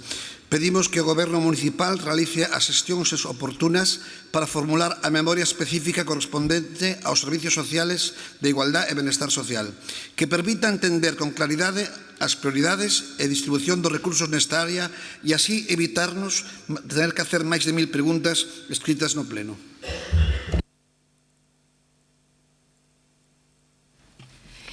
Rogo oral relativo á accesibilidade en Ciudad Jardín. Fago este rodo, tengo en contra que todos os concelleiros e concelleiras desta corporación temos o deber de traballar duro, que para eso se nos paga, e para facer unha labor de fiscalización exhaustiva, elaborando rogos e as preguntas que consideremos oportunas.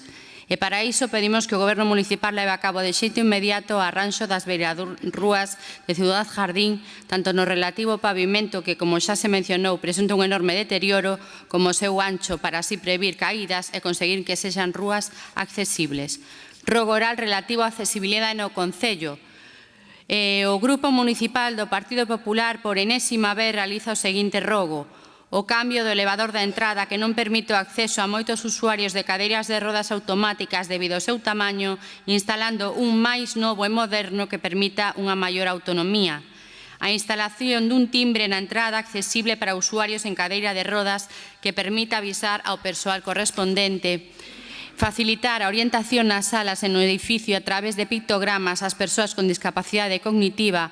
Facilitar os desplazamentos dentro do recinto, así como os contidos e a información usando braille, audioguías e vídeos audiodescritos a aquelas persoas con discapacidade visual e instalar un sistema de bucle magnético no salón de plenos, así como dispor de equipos de frecuencia modulara para persoas con discapacidade auditiva. Grazas. Rogo oral relativo al estado de las luminarias del monumento homenaje a los héroes del Orzán.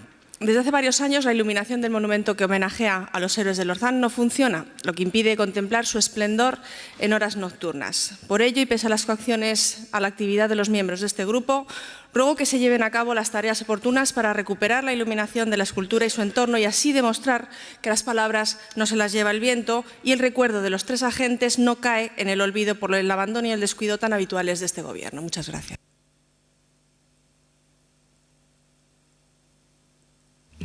Gracias, señora alcaldesa. Ruego lo relativo a las polideportivas de Riazor. Teniendo en cuenta que dentro de las competencias y obligaciones que tienen los ayuntamientos en materia de deportes, la de contar con un área de deportes para contribuir a fomentar la actividad física y deportiva entre los ciudadanos y garantizar el pleno aprovechamiento, ruego que este Gobierno municipal realice las gestiones oportunas para resolver la situación que se encuentran las polideportivas de Riazor, que a mayores de que presentan un estado de abandono y de falta de mantenimiento, resulta que los botiquines de primeros auxilios no disponen del material necesario para solucionar cortes, contusiones o heridas a los deportistas de las dichas instalaciones. Los conserjes son conocedores de la falta de material de primeros auxilios y han trasladado en numerosas ocasiones esta necesidad sin que nadie haya solucionado hasta la fecha esta situación. Por ello solicitamos al Gobierno de Inés Rey que dote del material necesario para los botiquines de las instalaciones deportivas municipales solamente por seguridad de los deportistas. El otro ruego oral es relativo a la sala de esgrima municipal. Teniendo en cuenta que dentro de las competencias y obligaciones que tienen todos los ayuntamientos en materia de deporte, que es la de contar con un área de deportes para contribuir a fomentar la actividad física y deportiva entre los ciudadanos y así garantizar el pleno aprovechamiento, ruego a este Gobierno municipal realice las gestiones oportunas para resolver la situación en que se encuentran los clubes que hacen uso de la sala municipal de esgrima, ya que el estado en que se encuentran es lamentable, con cortes en el suelo. No teniendo bastante con esto, los deportistas se encuentran que los rulos y las alargaderas que se conectan al aparato están defectuosos, lo que ocasiona que las entidades tengan que utilizar en una misma pista más de 10 deportistas. Las entidades han trasladado en numerosas ocasiones al ayuntamiento que las pistas hay que renovarlas y mejorar sus elementos electrónicos, sin que nadie a día de hoy se interese por ellos. Por eso rogamos al Gobierno de Inés Rey un trato digno para las entidades deportivas de la sala de esgrima, ya que ocasionan que sean las mismas entidades que en diversas ocasiones tienen que arreglar ellos mismos las propias instalaciones municipales. Ruego oral relativo al barrio del Castrillón. En la avenida La Concordia, a la altura del número 184, se han realizado obras de mantenimiento en la acera. Los vecinos demandan una marquesina en la parada del bus en la que solo se ha instalado un banco. Por otra parte, se han colocado 2 contenedores delante de la terraza de un local de hostelería en la mencionada acera, lo que les está ocasionando diferentes problemas como la recogida de basuras que coincide en ocasiones con el horario en el que el local está abierto y los clientes están en la terraza. Por todo lo expuesto, ruego al Gobierno municipal dé las órdenes oportunas y proceda con la instalación de la marquesina y el cambio de ubicación de los 2 contenedores. Ruego oral relativo al barrio del Castrillón. Comerciantes con negocios en los bajos de la calle Antonio Noche solicitan una zona de carga y descarga en la esquina de dicha calle con la rúa Javier López López. Ruego que el Gobierno municipal atienda la demanda de los comerciantes. Gracias. Ruego oral referente al núcleo del Martinete, Mesoiro Bello, FEANS. En el pasado pleno municipal del mes de noviembre del 2023 se aprobó por unanimidad una moción donde se instaba a la alcaldesa a los siguientes puntos. Instar a la alcaldesa a trasladar inmediatamente a la Diputación la necesidad de acometer con urgencia las obras necesarias para condicionar, garantizar la seguridad vial y peatonal y calmar el tráfico de la carretera DP 512 en el tramo que atraviesa el término municipal de A Coruña. Segundo, instar a la alcaldesa, una vez realizadas las obras necesarias, a que se inicien las negociaciones necesarias para conseguir el traslado de la titularidad del tramo de la carretera DP 512 que atraviesa el término municipal de A Coruña al Ayuntamiento de A Coruña. Tercero, instar a la alcaldesa a impulsar las demanditas negociaciones hasta que el traslado de la titularidad se haga efectivo. Y cuarto, constituir una comisión de trabajo conjunta entre el Ayuntamiento y la Diputación de La Coruña con la finalidad de estudiar la transferencia de otros tramos de carreteras provinciales situadas en la zona urbana del término municipal de La Coruña. Es por ello que el Grupo Municipal del Partido Popular presenta el siguiente ruego: que se nos informe a los grupos políticos que formamos esta corporación del estado de tramitación de los asuntos encomendados en la moción anteriormente indicada. Segundo ruego, relativo a la ampliación del plazo de la concesión del aparcamiento público Los Mayos. En la noche del 26-27 de diciembre del 2023, un incendio provocado por un vehículo devastó el aparcamiento público subterráneo de Os Mayos. En el pleno ordinario del mes de noviembre del 2024 se aprobó una moción por unanimidad presentada por este Grupo Municipal Popular, donde se decía en su punto tercero: ayudar a los concesionarios de las plazas de aparcamiento público de Os Mayos en todo lo necesario para conseguir cuanto antes su reapertura y prorrogar la concesión de dichas plazas por el tiempo que ha estado inutilizables a causa del incendio. El 31 de diciembre del 2024, después de innumerables gestiones y trabajos por parte de los concesionarios y con la nula ayuda municipal, se reabrió el aparcamiento público municipal. Por todo ello, rogamos que se proceda a la ampliación de plazo de la concesión por un año a los concesionarios de dicho aparcamiento, inmediatamente, de acuerdo con la moción aprobada por unanimidad en este pleno en noviembre pasado. Ruego oral relativo al retraso en la entrega de documentación solicitada por los grupos políticos. El artículo 77 del reglamento dispone que todos los miembros de las corporaciones locales tienen derecho a obtener del alcalde cuantos antecedentes, datos o informaciones obren en poder de los servicios de la corporación y resulten precisos para el desarrollo de su función. El artículo 14 del ROF establece que el silencio positivo en este ámbito, tras reconocer el derecho a la información de todos los miembros de las corporaciones locales, entendiendo que se concede por silencio administrativo en todo caso que el presidente o la comisión de gobierno no dicten resolución o acuerdo denegatorio en el término de 5 días a contar desde la solicitud. La realidad es que en este ayuntamiento la señora alcaldesa viene siendo práctica habitual y reiterada el incumplimiento de la ley. Y hemos tenido que recurrir al valedor do pobo para quejarnos de la indefensión a la que nos tiene sometidos en nuestra labor fiscalizadora. No nos ha contestado a 4 solicitudes del 2023, 68 del 2024 y 74 de las que llevamos de año. Es por ello que el Grupo Popular Municipal presenta el siguiente ruego: que se cumpla la ley en este ayuntamiento y que nos den acceso y copia de todos los expedientes que solicitamos, amparados en nuestro derecho por formar parte de esta corporación municipal y en la obligación de fiscalizar las actividades del Gobierno municipal dentro del plazo que marca la ley. Último ruego, relativo al aparcamiento de Novo Mesoiro. En el pleno ordinario del pasado mes de mayo del 2024, en una moción aprobada por unanimidad, sobre el barrio Nuevo Mesoiro, se aprobou el siguiente punto. Punto quinto, instar al Goberno municipal a condicionar e cambiar o uso do chan do aparcadoiro da parte alta da Rúa Ribeira Sacra. Han pasado más de 180 días y el Gobierno municipal de Innerrei no ha realizado esta actuación. Por ello, rogamos que se acondicione el suelo del aparcamiento situado en la parte alta de la Rúa Ribeira Sacra debido al lamentable estado que presenta en la actualidad. Segundo, que no se les mienta a los vecinos sobre la imposibilidad de ejecutar esta acción. Y tercero, y que cuando se vote favorablemente a las mociones se cumpla lo acordado por unanimidad. Muchas gracias.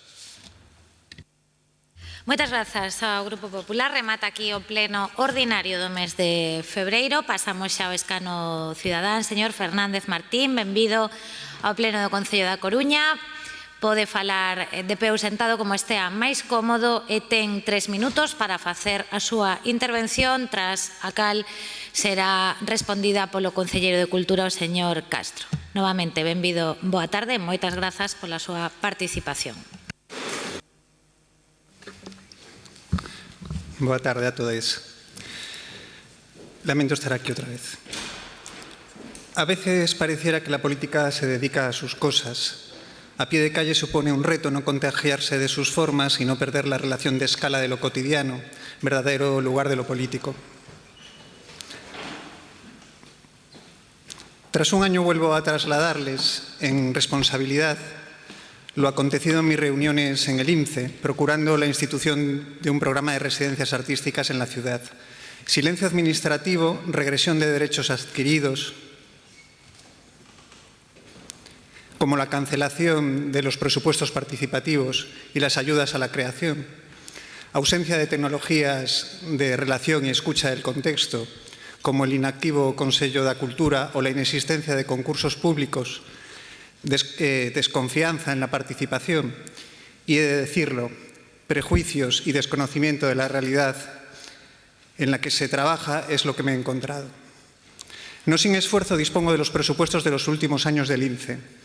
Tras descifrarlos con ayuda de sus funcionarias, puedo sostener con datos lo que observa cualquiera que tenga afecto por la cultura aquí, que no hay una política cultural en sus propios términos, sino un programa de contratación pública, y que, además, sitúa buena parte de sus recursos en un ámbito de relaciones extractivo hacia agentes y distribuidoras en práctica directa de juegos de poder social y económico, algunas dependientes de fondos de inversión. Imagino que lo saben.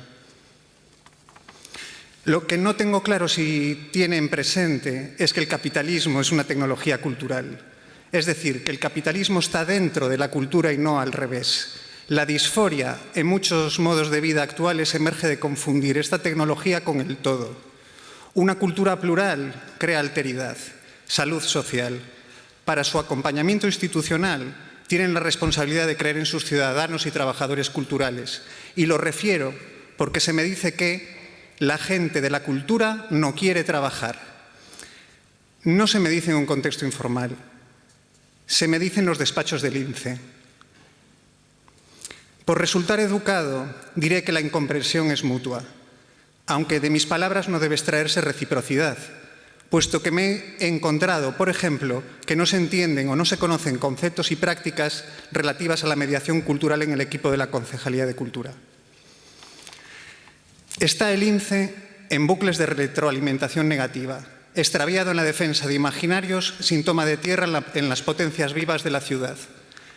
Se observa a la Concejalía de Cultura inhábil para asumir el desbordamiento necesario que lleva a pasar de la representación a la participación, con serios problemas para salir de las lógicas de lo que es solo entretenimiento hacia planteamientos abiertos y disruptivos que sitúen afecto, inclusión, diversidad, energía y sentido crítico creando comunidad. Estoy destacando una falta de confianza en la ciudadanía por parte del Ejecutivo. Y, en consecuencia, uno se pregunta si estamos ante lo mejor que puede ofrecer el PSOE gallego en términos culturales para una ciudad como A Coruña. Si tan erosionada está su capacidad para convocar el talento relativo a la vida cultural. Me lo pregunto a nivel de planteamientos, procesos e ideas. Preocupa la falta de imaginación política. Pues esta desatención en la defensa de los derechos culturales es un síntoma claro de abandono de funciones. Y se ha de demostrar agencia para revertir esta situación. Estoy aquí para instar a que se trabaje atendiendo al cumplimiento de la participación ciudadana y del derecho de acceso a la cultura, que obligan a la administración local, por ser la más próxima a la gente, a facilitar su realidad, fomentar su oferta y eliminar los obstáculos que impiden la democracia cultural, a garantizar una relación adecuada y a proporcionar los medios para que sea efectiva. No es una idea abstracta, es un concepto jurídico vinculante. Demando agencia a alcaldía para que movilice a su equipo. No me interesan los problemas internos de partido. Han de ir a través de los mismos. Puesto que esta ciudad requiere avanzar en sus planteamientos culturales articular su realidad de derecho cultural. Señor Martínez, disculpe, leva xa 1 minuto e 40 segundos. Gracias. Vou a parar. Non, espere un momento. Non, Termino non, espere un momento. Agarde un momento. Quero dicirlle que o escano cidadán está pensado para que os cidadáns unha vez ao ano trasladen ao Goberno Municipal peticións concretas e relativas a temas de interese municipal.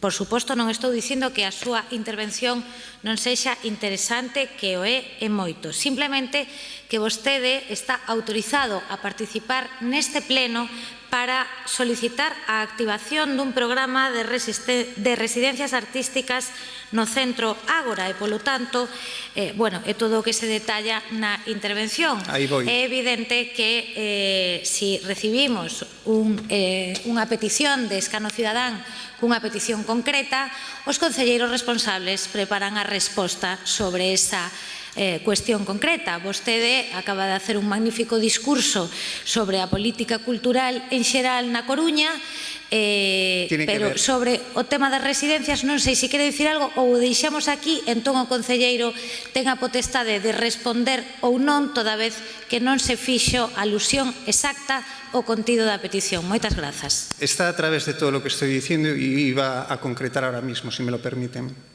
Sí, doulle medio minuto para concretar, por favor. La cultura no son solo productos, contenidos y eventos. Tal planteamiento es propio del paradigma analógico objetual capitalista que con sus acusados malestares reifica la vida como fetiche y mercancía, excluyendo y pervirtiendo demasiados de los laberintos de la psique humana que bien merecen un acompañamiento cultural comunitario.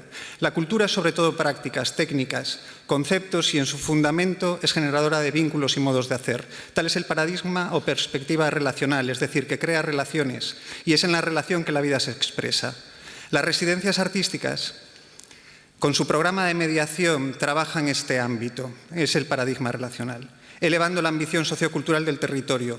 Un Consello de la Cultura es la metodología que, a modo de cadena de transmisión, ubicará a este Ejecutivo a trabajar en términos de una política cultural contemporánea, reconociéndose en sus agentes locales y ciudadanos. Debe colegiarse su coordinación con la Concejalía de Participación. Termino.